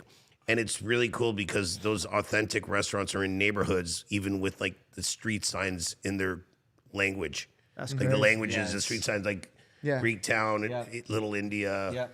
Little Italy, Portuguese Yo, area. where's like Little India? Gerard East. Brampton. Gotta peep that. Oh, that's yeah. That's crazy. That's crazy. That's bro. crazy. Hold on, we got a question for Peter right here. Thanks, Andre. If you had to start from the beginning in 2023, what steps would you take, and would you still choose Toronto? So I guess you're 2023. starting as a new venue owner. I mean, 2023. I'm trying to expand to the U.S. Yeah. and Miami's next. But if so you started today, you had nothing. Started Yeah. all over today. I'd be Toronto. You'd Yeah. do I'd still do Toronto. Yeah. Because my roots are here. It's still in Canada. A lot of you your know, network here. I still had a base here when I started. So yeah, I'd still do Toronto. Do you look at it as like big fish, small pond kind of thing? that's when I looked at Vancouver, and then now it's starting to look like that in Toronto. Yeah. So your next place, Miami? Yeah, I want to be in the U.S. tax free, Yeah, no baby. bullshit rules. Like, you know, I'm telling you, with all this COVID bullshit talk happening again, already I think happening again. I think Vancouver's or Miami or South Florida is going to get another resurgence of New York and Dem states California, and Canadians from Montreal, I don't know. You talk about taxes. I don't know. Toronto. I mean, I'm just saying, entrepreneur. You talk about taxes. I don't know how the taxes are. I don't know how people in Canada cheat on their taxes legally, but back in America, we have a tax code, and which very few entrepreneurs know the actual loopholes. So, for example, my CEO friends, they know how to get free luxury vehicles like G-Wagons and stuff. Okay. And basically, all you have to do is say it's business equipment, and if it's a business vehicle, and then through Section 179 of the tax code, or business depreciation, you can literally put that as Write an it off. expense. Yeah, write off Yep. the entire full purchase price of that acquisition, and then against your business revenue that year, provided you have business revenue that year. So like, let's say It's the same here. yeah, so let's say you want to take out a bitch and you want to put her in your G-Wagon, take her out to eat. You could just say it's promoting your lifestyle, which is in turn promoting your business. You can write stuff off here. You just got to be smart about it. There's the best thing was it keeps on coming up on my feed when Donald Trump was debating Hillary Clinton, and she said, this guy doesn't pay his taxes. He goes, I don't pay my fucking taxes the way your donors don't pay your taxes. And I enjoy the same tax loopholes and benefits that they do. Yeah. So don't fucking come at me like that. Like, Nothing but illegal. it's nothing illegal. You learn how to play and the you game. just got to know how to do it. Yeah, you just gotta play the game. Whether you're left or right, whatever you are, you're gonna That's do everything you can and not pay fucking tax and put it in your pocket so you can spend it on yourself. But imagine being in a place where you didn't even have to do that much work. yeah, but then you could talk about Florida where there's no state tax. That's what I'm saying. That's what I'm saying. So, or Dubai, where Yeah. there's zero income tax at all. Yeah. So like, I wonder about these places. I'm like, yeah, here we got to be smart about it. So but go like, back to what you're trying to say is instead of you paying yourself, where then if you can pay yourself in Dubai and Florida, you can pay yourself whatever you want to pay yourself and not pay tax on it. Yes. I mean, think about it like this, and actually it is real. Like Alpha King rule number 612, which is a real man doesn't cheat on anything except the system. I like that. If you understand the tax code, you understand the loopholes. For example, Section 179. I mean, you really got people that are offsetting these things with 300.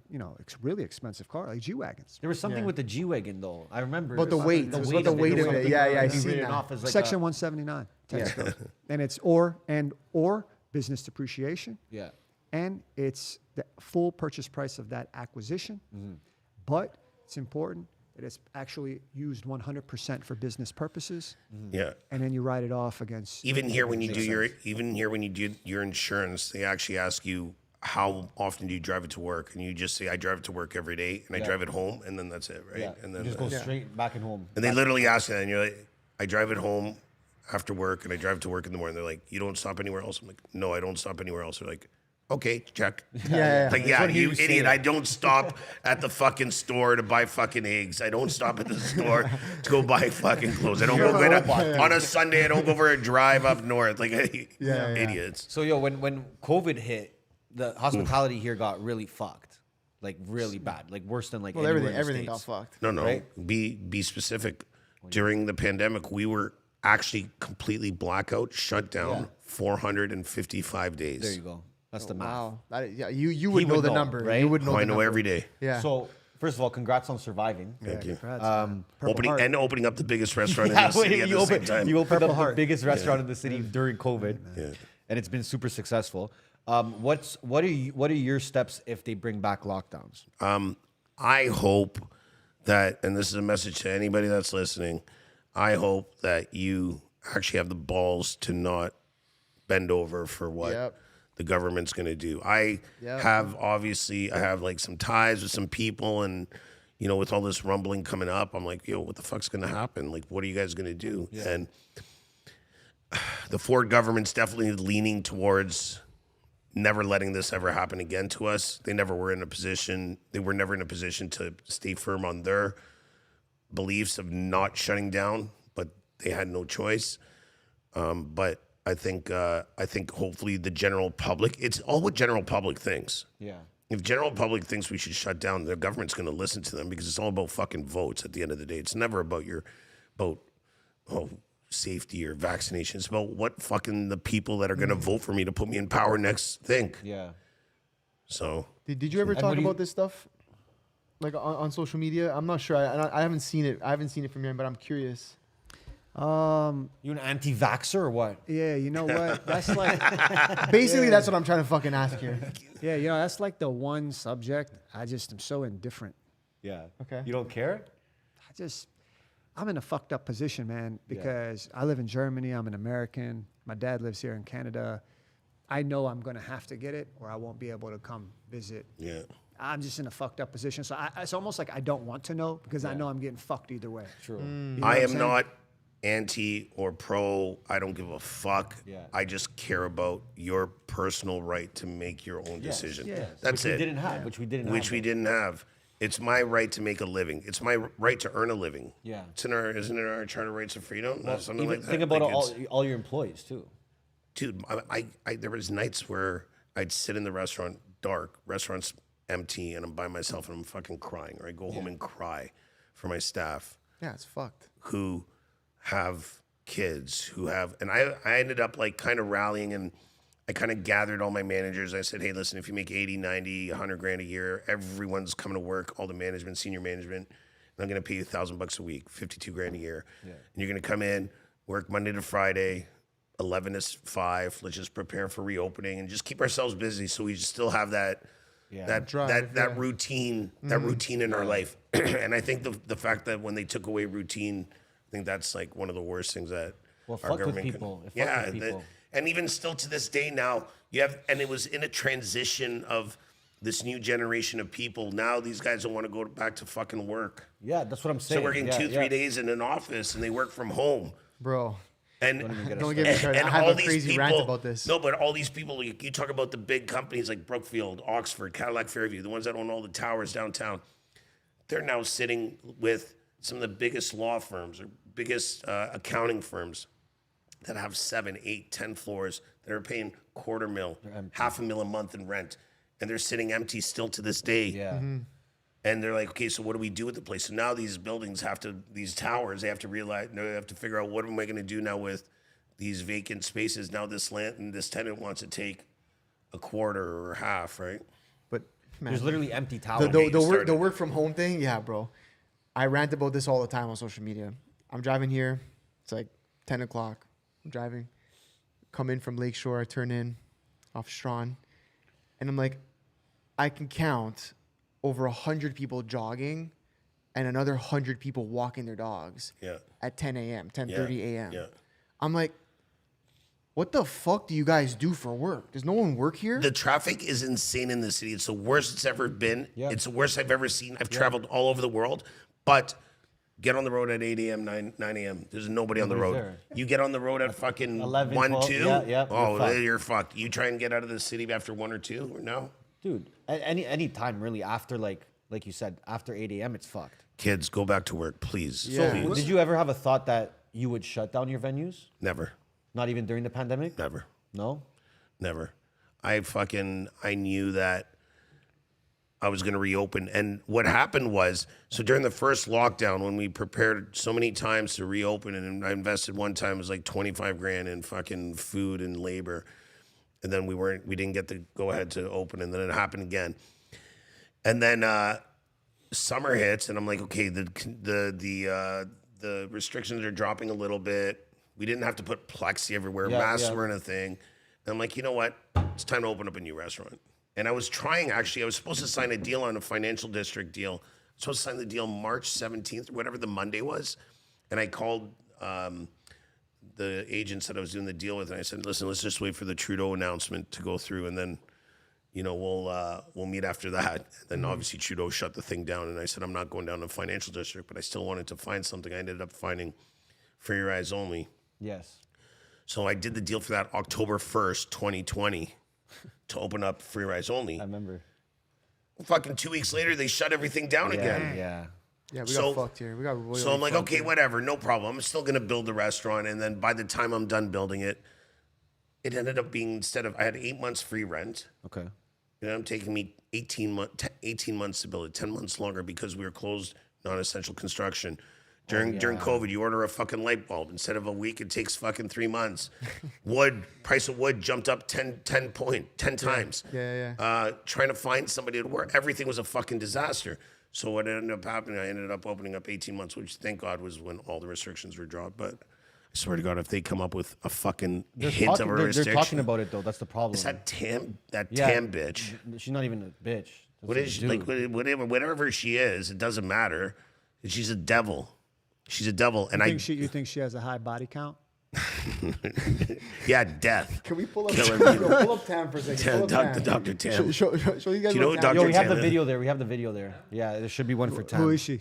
She's the medical. She's our Fauci for the country. She's our Fauci. She's a fucking loser. Let's see who can guess her body count. Yeah, I'm gonna say probably one. One? Her husband. It's on. Gotta It's see what on this guy 6 Buzz. looks It's like. on 6 Buzz, Jay. Yeah. I give her 6 Buzz. Hey, 6 Buzz, can you unblock me, please? No, are you blocked? Love you guys. For real? Yeah. Why? What the fuck did you do? You're just blasting them? I never blasted. I don't blast anyone. I don't believe that. For a second, I don't believe that. 6 Buzz is like the biggest 6 Buzz is like, yeah. TMZ of Toronto. It's like one of those Speaking of body count, Ernesto, what would be the highest body count you would take? that I would take. Yeah. For this damn chick. Yeah. Or just in general. Like for, How old for, is she? for a wife. Yeah, for wife. Oh, for a wife. Would you even ask that? We Would had you this. even go We there? had this I wouldn't conversation. even, Well, like- I It's one of those things you Did don't you wanna- ask your wife how many guys Yeah, she's how how many about that? how many guys she's fucked, how about many that? dicks she sucked? Have you ever asked her that? it's a good question. You're gonna ask her now. Well, no, you go first. No, you go first. Okay, hold on. Let's watch this. Okay. We're gonna watch this first. All right. Which is lovely to see, of course, but most That's her. government ministers are not now. Most MPs are not. Most people on the street are not masking. Is there any specific guidance on that going forward at this point? I hate this. Just as a follow-up, I'm sorry to cut you off, but I just wanted to take note. You're Swipe masking, next. which is lovely to see, of course, but most government ministers are not now. Most MPs are not. Most people. Yes, Teresa Tam. So it is a layer of protection. We hope people What's will that? develop the habit to be able to use masks as needed during the respiratory virus season, not just for But now they're COVID, calling it but for respiratory the Season. respiratory infection season. pathogens that will be transmitted around this time. So I do think now Joey is the T time Live, to get he's your cooked. masks ready if you don't already have them. In our own particular context, With the certainly N9 or in N69, our what's it area, called? There's been an uptick. He What, said it doesn't matter M15? which one it is. M16. the Yeah, M16. give me one of those. There have been cases around, even my work colleagues. So that's one of the reasons why we are wearing masks today. What a puppet! Shut the fuck up, dude. The You know face what though? diapers. Okay, but Where hold do on. I mean, My number, by the way, I would say 15. And it goes up every time someone asks me now. should it matter what the body count of a woman is? I think at the end of the day, can she suck cock? Yeah.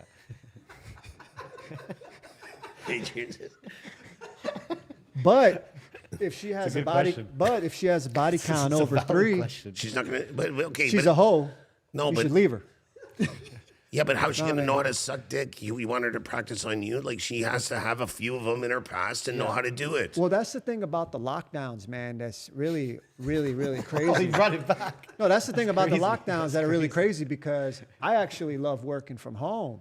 Yeah. Because it makes it a lot easier to get a blowjob on your break. Yo, I'm gonna have to have a shot after that, bro. Cheers. Bro, I can't even breathe. I got this awkwardness, bro. I don't know. There's Sorry for nothing you guys- awkward. It's just, you're being- just, yeah, it was what was floating your fucking boat. hilarious. But you actually said something about when you wake up in the morning, what you need from your woman, right? Yeah. We have. Yo, we have the video. You have the video? I sent you, Nima. The one I just. I saw this shit. I saw this video. I sent it to Ernesto. Man, it was crazy. I drank too much tequila. No, it's only 2. Yeah. That was a big shot I poured myself. Fuck. Okay, I mean, for me, kill count, no one asked, but I'll tell you guys anyways. No, we need to know. To wife Yeah, her? yeah. What's To your- wife her? Yeah.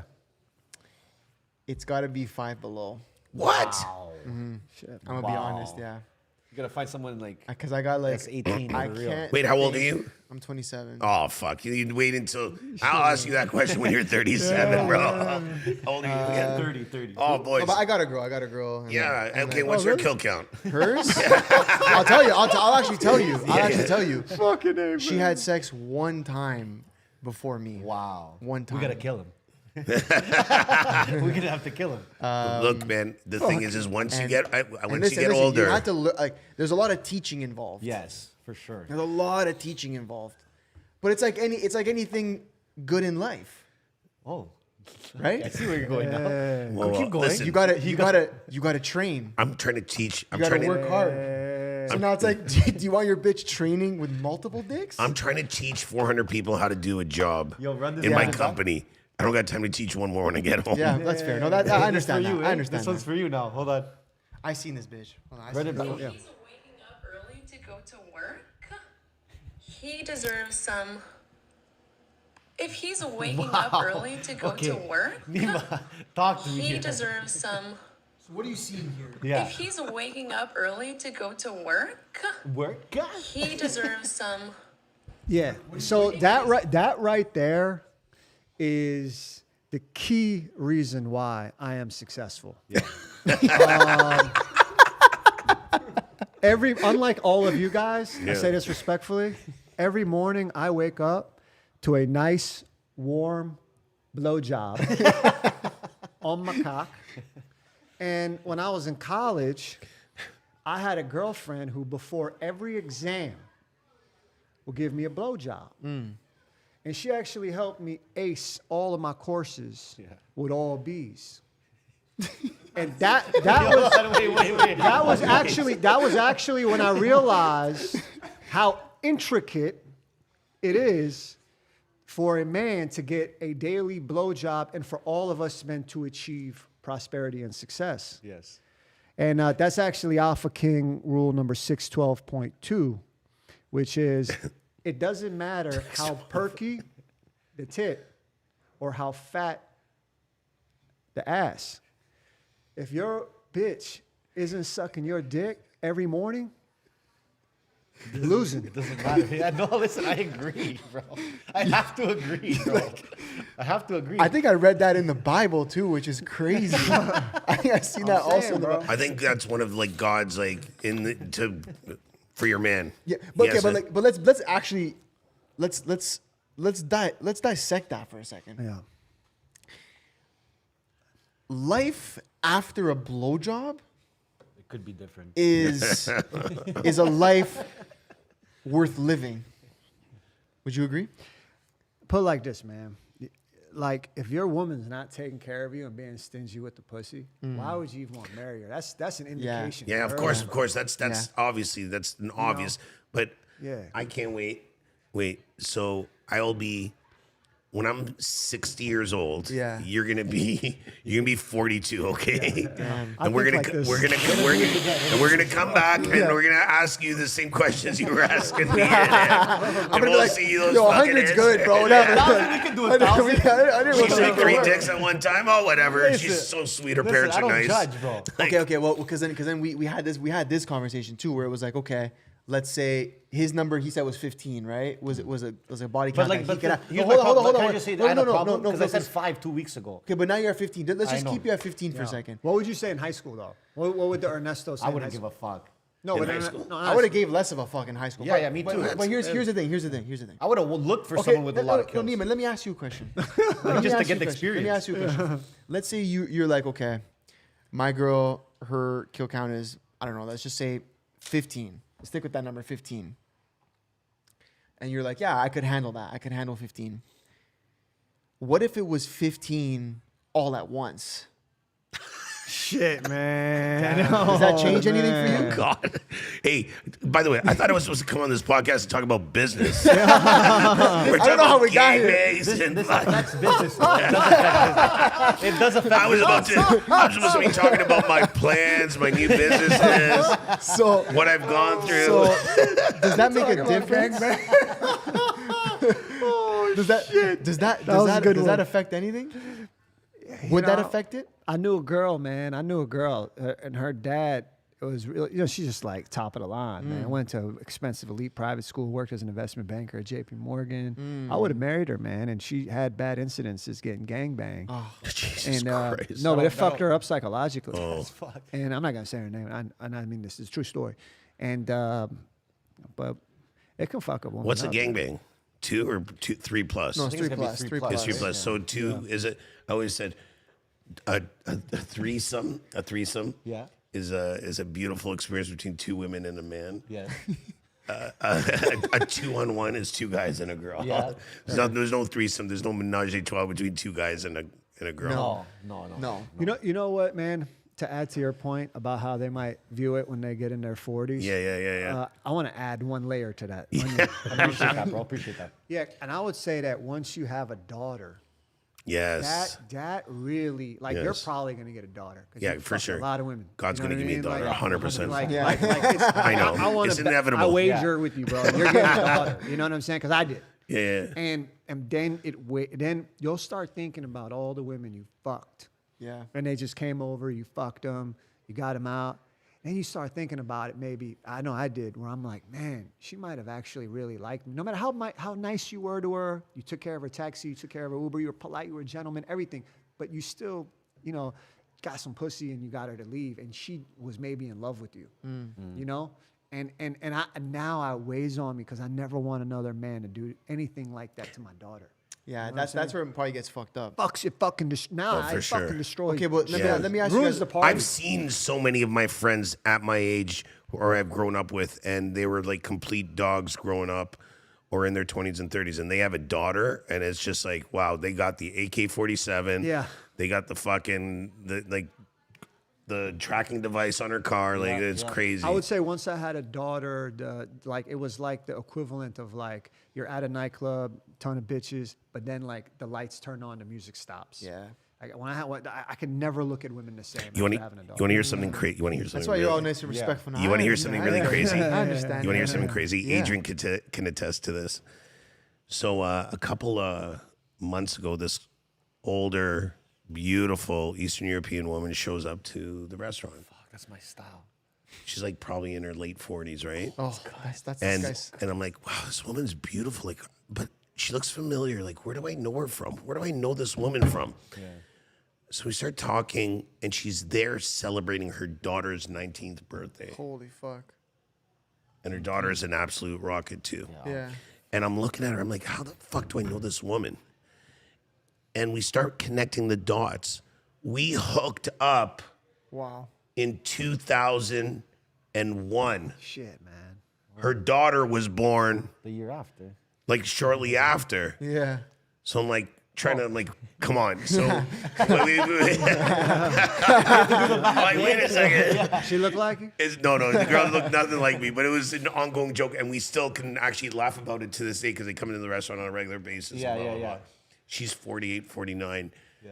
and so she's 6 years older than me. That's nice. 5 years older than me. So I was always in my early 20s. I was always with older women. Yeah. But you know what's a funny thing? When you're in your early 20s, all you do is want to get older like us so you can be with girls that we wanted to hook up with when we were in our 20s. yes. Yeah. I see. Because the girls in their 20s don't look at you in your 20s. I know, because Look at the guys at their 30s. They look at They want 30s guys and who are 40s. rich, Yep, have yep. money. Money can take care of them. Like that was Yeah. always a thing. But And then that was we like, get to the 30s, 40s, then we look at the 20s. but that's what Yeah. I mean. And Yeah. that's like, so I was always dating older. So anyways, so we ended up, we actually become like rekindled like our friendship. Yeah. And like, she's a great person, and the daughter now, and going back to what I wanted to having a daughter, I'm at that fucking age the last, like, I don't know, 8, 9 years, where my friends that are older than me, friends that are my age, they're like, hey, Peter, I have my daughter. It's her 19th birthday. That's crazy. She wants to come to your restaurant. Yeah. I'm like, bro, That's a I was in buzz. the hospital when she was fucking born. Yeah, time flies. I haven't dude. seen her since. Yeah. Or I was at, like, I knew when, you had her communion or whatever. Or my son, even it's my son's 19th or whatever. So now I'm taking care of these fucking kids. Yeah. And must be a seeing trip. them, it's a trip. It's a trip. That's one of the trippiest things in my like world right now. Yeah, like seeing your friends' kids come out to. Yeah, because you don't even think of the time. Yeah. You don't think about the time how it Like, passed. yo, 20 years is gone. You literally Like, what the blinked, and fuck? now it's like that kid's in university in Toronto, moving from Vancouver. Yeah.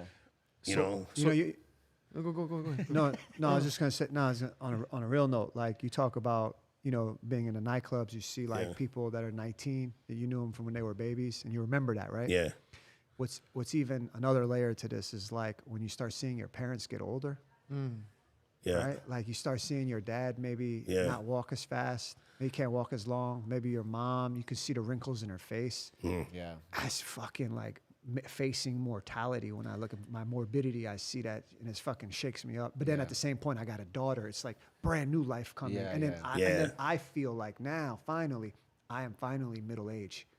I feel like I'm literally in that middle age point of my life where I'm seeing my parents get older, wrinkled, not able to walk as much. My dad, my mom, yes, but wrinkled. Yeah. Then my daughter's just coming in. And then I'm literally facing the things you start facing in your 40s, like, hey, are you going to get a colonoscopy? Are you going to start Oh fucking my getting God. all of this shit? Guess, people start getting I illnesses. just got my first one. You want to hear the irony? Yeah, Yeah, talk- yeah, talk- yeah. You want to hear the talk irony? Good for you, man. I got Good my for you. first one Yeah. on Valentine's Day at Women's General Hospital. Wow. What the tickle? fuck? Little booty That's tickle. crazy. No, they put the tube, the fucking the camera goes all the way through, like Yeah. and You you're still and you're lying on your side, but you're like kind of like conscious In but and not, out, but not, yeah. and it's like you can see it, but you can feel it, but you can't. But it's going through your whole intestines. It's like, Yeah. well, how long? What's the stat on your intestines? What is it? How many miles is it? Yeah, you know what I that's mean? true. It's like Literally this. fucking miles. let me ask you guys a question now that speaking about kids quickly and that stuff.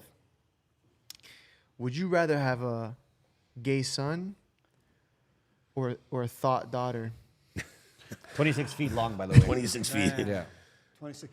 Okay, just for the record here, just so everyone knows, I'm in the hospitality business and I cater to a lot of different people in walks of life. Yeah. I love everyone. Yeah. And for the record, what them three are talking about, I have nothing to do with. I just happen to be here as a bystander. Yo, listen, but it's just He preference. approved the whole episode. But notes. I went through the. Yeah, we're No, but winging, we're winging this. I'm But- pulling things out of nowhere right but now, but I'm just but curious. to be honest with you, I couldn't care what my son or daughter did or was. If my son was gay, all the best to him. Yeah. As long as he's happy Yeah. and he's not a fucking bum Yeah. and he's successful and can take over what I have or becomes more successful than me in whatever walk of life he wants. I want that to happen for my son. But my daughter has a fucking getting gangbang, no chance. Yeah, so yeah, what are you talking Yeah. about? Yeah, I mean, there's one of those questions. What do you think, Ernesto? Well, what a gay son or daughter getting gang? No, gay son or thought daughter. Gay son. Me too. Yeah. Yeah, me too. Listen, I'll think, but if it's different if the son says. Yo, listen, it's 2023. You think it's bad to have a gay son? No. Listen, if he says to me, then. Right? No, what but do you it's think? What do you I'm gonna be a think? girl. That's gonna be a problem. You think so? That's a Tranny- problem. That'll be tranny- hard. That'll be hard for me. But I mean, if that's what made them happy, You're just a nicer guy than me. because I'm also 44 and I've seen a lot Fine, more than you fine. fucking guys. That would be tough, man. I don't know. And maybe my mind would change on that aspect, but like to have my son say like I want to like chop my dick off and be a woman Really? would be very don't- tough for me to. Okay, so To understand, there's maybe. two parts to that question. Yeah. There's two parts to that Wanna question. top me up there? Does your son make that decision when he's old enough to make that decision? Well, it has Okay, to. No. If he comes to me obviously. at 13, Yeah. I'm gonna say, "Are you fucking stupid?" But when your son's old enough to make that decision, let him make that decision. But I think, Each their own kind of thing. listen, look at me. I'm the most fucking. I'm not right wing, but I'm the most like common sense talking person. I'm a Yeah. conservative. Like if I was in the States, I'd be a Republican. Yeah. But I believe, and I think you can attest to this, being in our industry for so long, you're exposed to every walk of life. Yeah. You see everybody. You see everybody. So you spend more time with these people at work. They spend more time with you than their spouses, their better halves, their parents, their mothers, their sisters, or brothers. You become more family with these people than them. So when you see the way they are as humans, it doesn't matter. I think that's my opinion. Yeah. Do whatever the fuck you want. Do whatever the fuck you want. Yeah. Yeah. So, so what's exactly the question again? Could you? Well, it was gay son or promiscuous Daughter. Or your kid wanted to cut his dick off. Well, those are the two first ones, right? So I think everyone agreed with like I would prefer a gay son than a promiscuous daughter. That could probably be hard. For me, I'm not gonna speak for you. I don't know. So what would I want? So what would I do? What do you Which prefer? one? If No, well, you say, what would you do if your son said, no, I please- want to change my sex?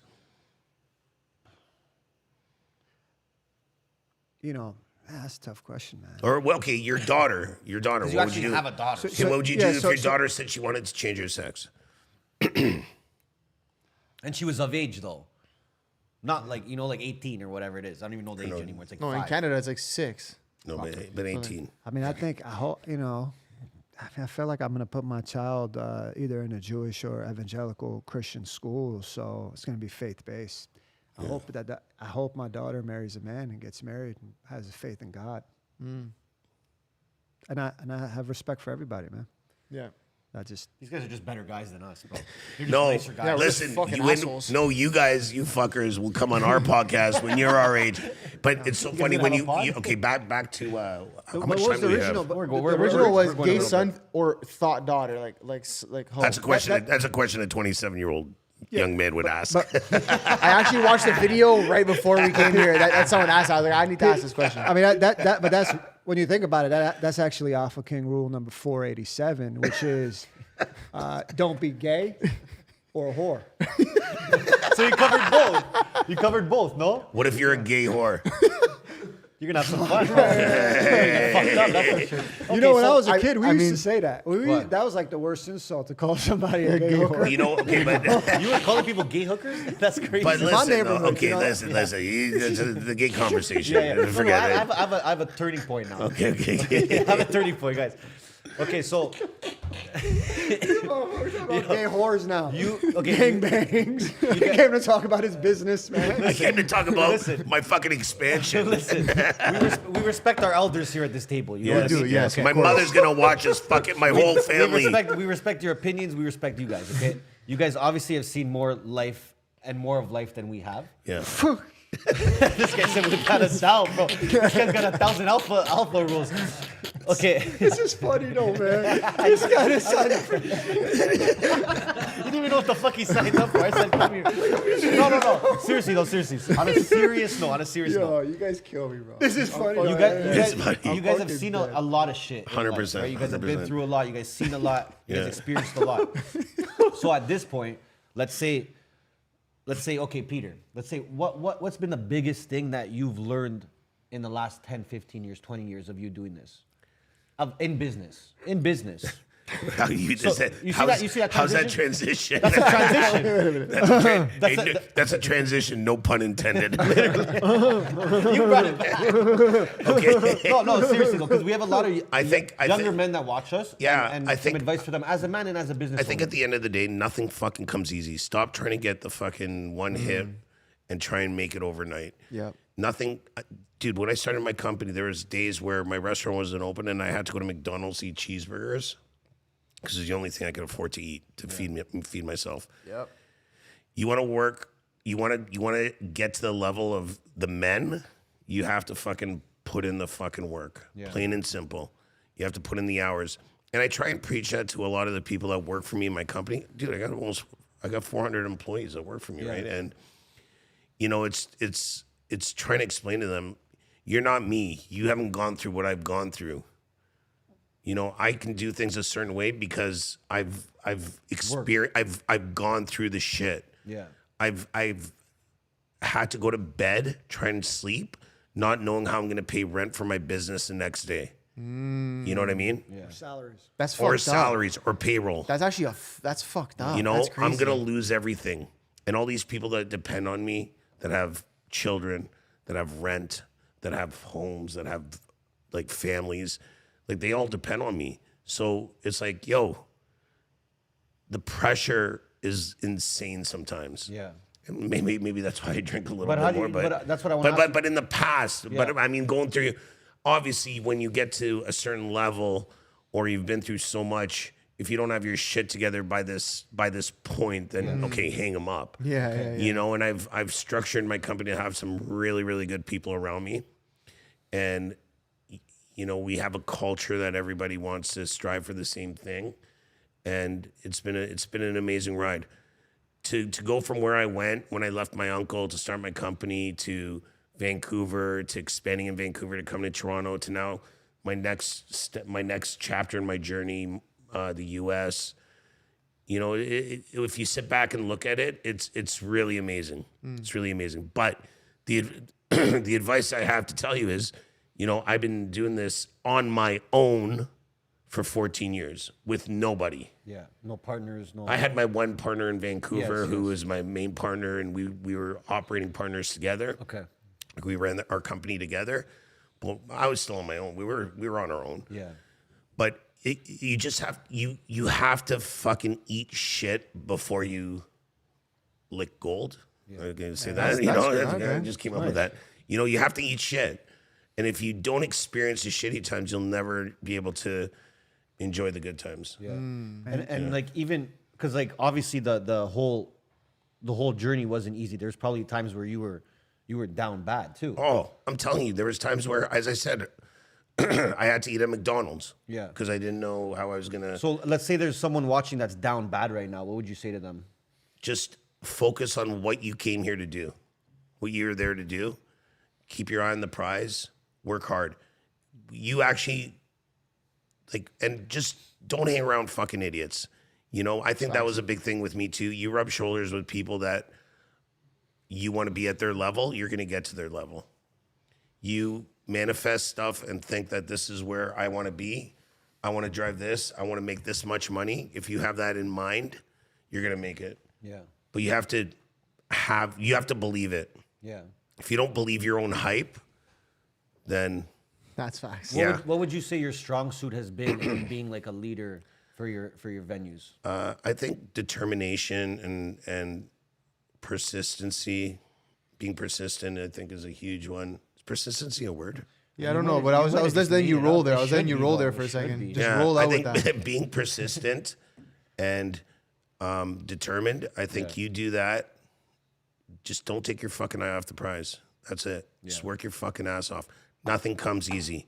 How do you put yourself in a position not to get comfortable though? Because your venues are doing well, you know, they're doing numbers. And you don't have to keep going. Me personally, no. At any point right now, when you're the captain of the ship, when you're the one in charge, you take your foot off the gas, everything stops. Yeah. Facts, man.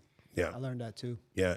You can't take your foot off the gas at any point. Momentum. Yeah, momentum, expansion, thriving to keep what you have currently going to be better than it was before. Facts. You know, you can't go into a year where you're doing less sales than the year before. Always better. You know what's funny too? Like I feel like at the same time, as much as like you could ask that question, like how do you stay motivated? How do you stay? Yeah.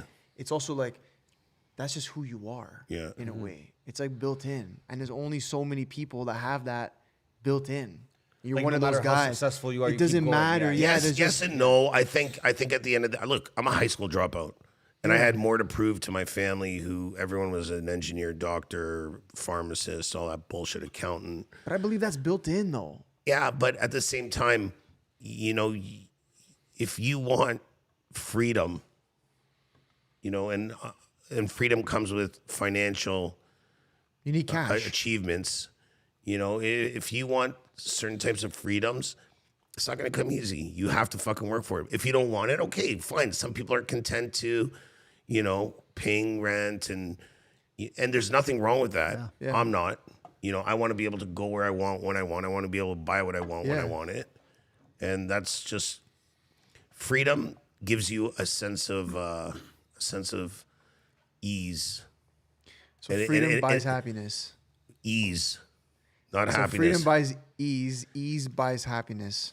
Money buys ease and freedom. Peter, does money buy happiness? No, money doesn't buy happiness because at the end of the day, you know, you're at the top of the fucking food chain and you're all like, sometimes you can be just left all alone with all the decisions you have to make that affect every single fucking person and every single fucking thing that happens. And no one will ever understand those decisions you make. I had this conversation. Yeah. I had this conversation with a friend yesterday about how being at the top of something, an enterprise, a corporation, even a family, the pressure on a man in that position is something that is understood by very few people. Only other men in let's say comparable positions. Yeah, and I feel like it's not even like a disrespect thing or whatever. It's just some people will never understand it. You can try to explain it a million times, but it's like you said, it's like one decision Peter makes affects 400 people.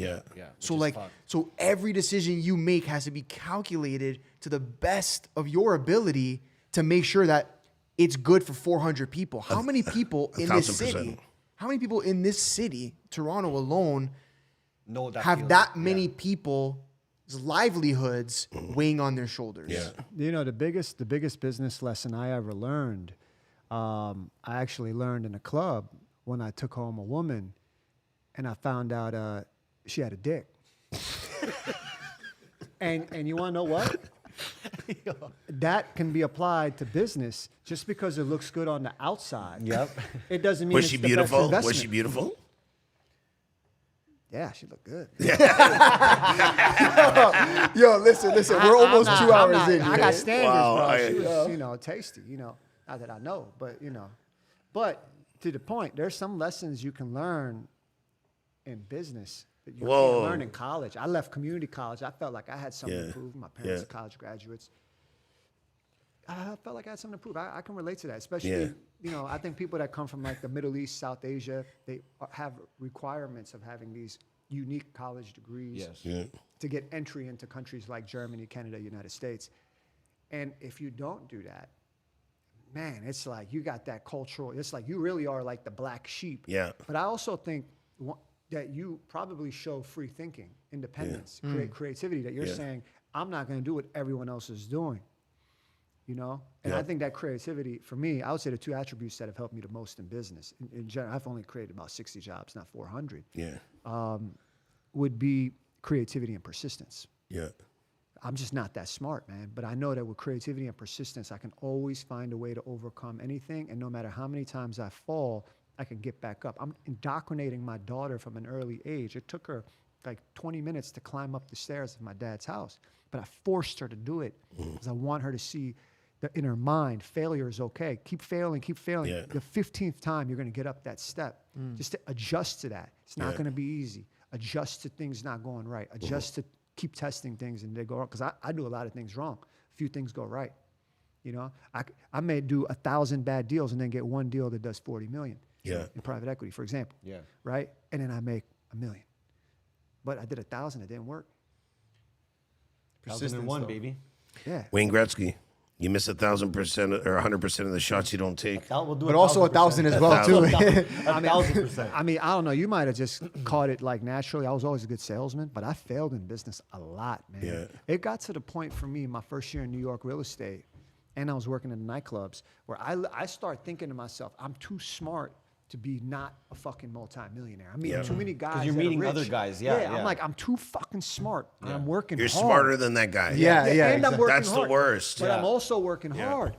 I'm working hard and I'm not making money year after year after year. I'm not getting over 100,000, 200,000. Why? Why am I not getting over 200,000? In New York, that's basically shit. Right? You know, so I remember vividly on Orchard Street in Lower East Side, and I remember thinking to myself, I was going crazy. I took a little break, started reading a lot of books, just obsessively, going to Mulberry Library in Soho.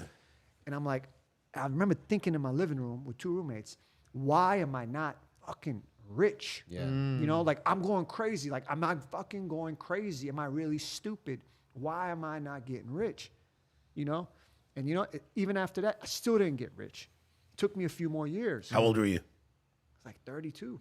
Yeah.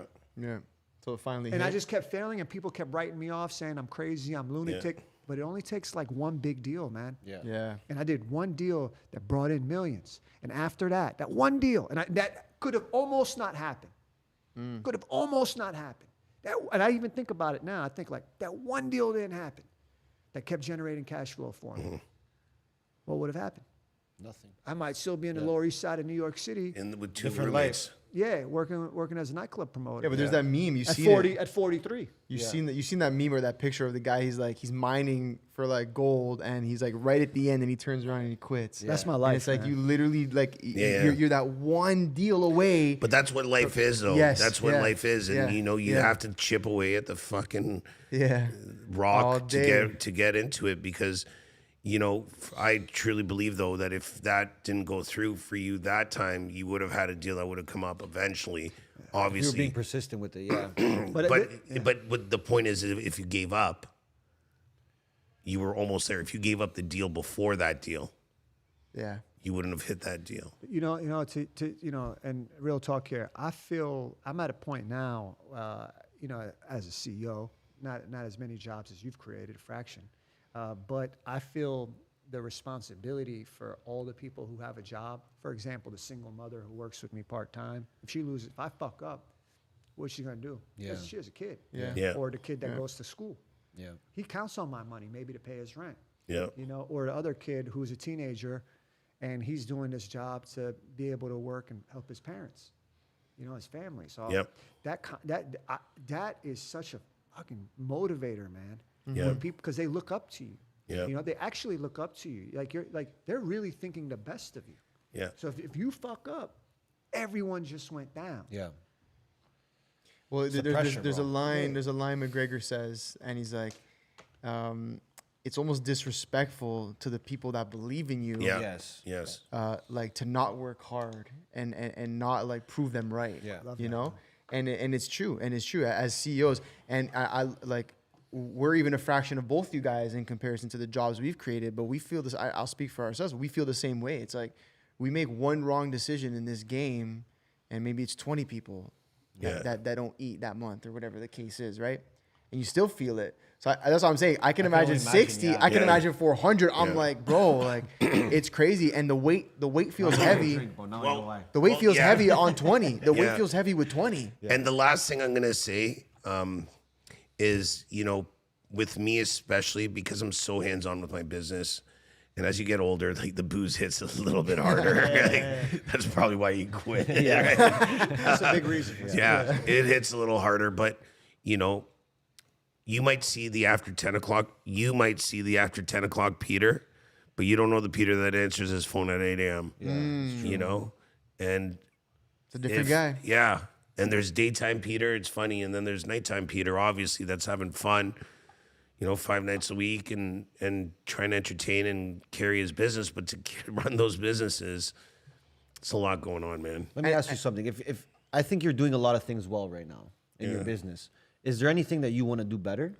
There's so much more. Like what? Like what's the biggest thing on your list right now? What's your priority in terms of I need to make this better? I think the hardest thing for me is, and I have an amazing management team, and they work their asses off, and there's some really, really good, talented ones. I think what bugs me the most is when I travel. And you leave everyone here? No, no. or- And I shit see, goes- and I go to Miami, or I go to Dubai, Okay. or I go to Vegas, or I go to New York, and I see the level that they're performing at, or in Mykonos, or in those places, and I see my fucking venues. Like Mademoiselle is at that level. Yeah. I wish, like, I want to be at that level. So it's hard to explain. And I shouldn't say wasted, sorry. I've spent so much money taking my management to Vegas, to Miami, to New York, to see it. to see what goes on. I obviously understand it at a different level, not more than them, but just more than the general public. And you might walk in and think everything's great, but I see the way that they operate. I'm like, fuck, if I had those guys that worked at Kiki, or those guys that worked at Scorpios, or those guys that worked at Live, or those guys that worked in Vegas at that spot or that spot, I'd sell an extra $200,000 a week. Wow. You know what I mean? Yeah. And what is But do you feel like that falls on you? Yes. Yeah. I always blame me. Everything, Yeah. the fish goes rotten at the head. Yeah. Everything that Yeah. fucks up in my business is my fault. But that's Even why though- that's even though- why you even- are. Even though there's people that get paid to do the job, it's still my fault. But bro, Yeah. that's why you Yeah. are where you are though, because that's an important piece. A lot of people can't accept it at the top. It's Accountability, like, bro. oh, the team's not doing well. Who's fucking managing the team? Yeah. Okay, a manager. Who's Managing the overseeing manager. the fucking manager, right? So you got to be able, and that's why you are where you are. Is you're always going to be self-critical about Yeah, I love my management, and sometimes I'm really hard on them. I'm really hard on them. They still stick around, but like I'm hard on them. But that's because they see the vision though. but they know You're what's doing it at out of stake. passion, yeah, Out of like- passion, it's Yeah. like know, I want them to be better. Yes. Because if they get better, we all get better. Yes. True. And we all make more money together. And that's one thing. I'm not greedy at all. Like I pay them what they want to get paid.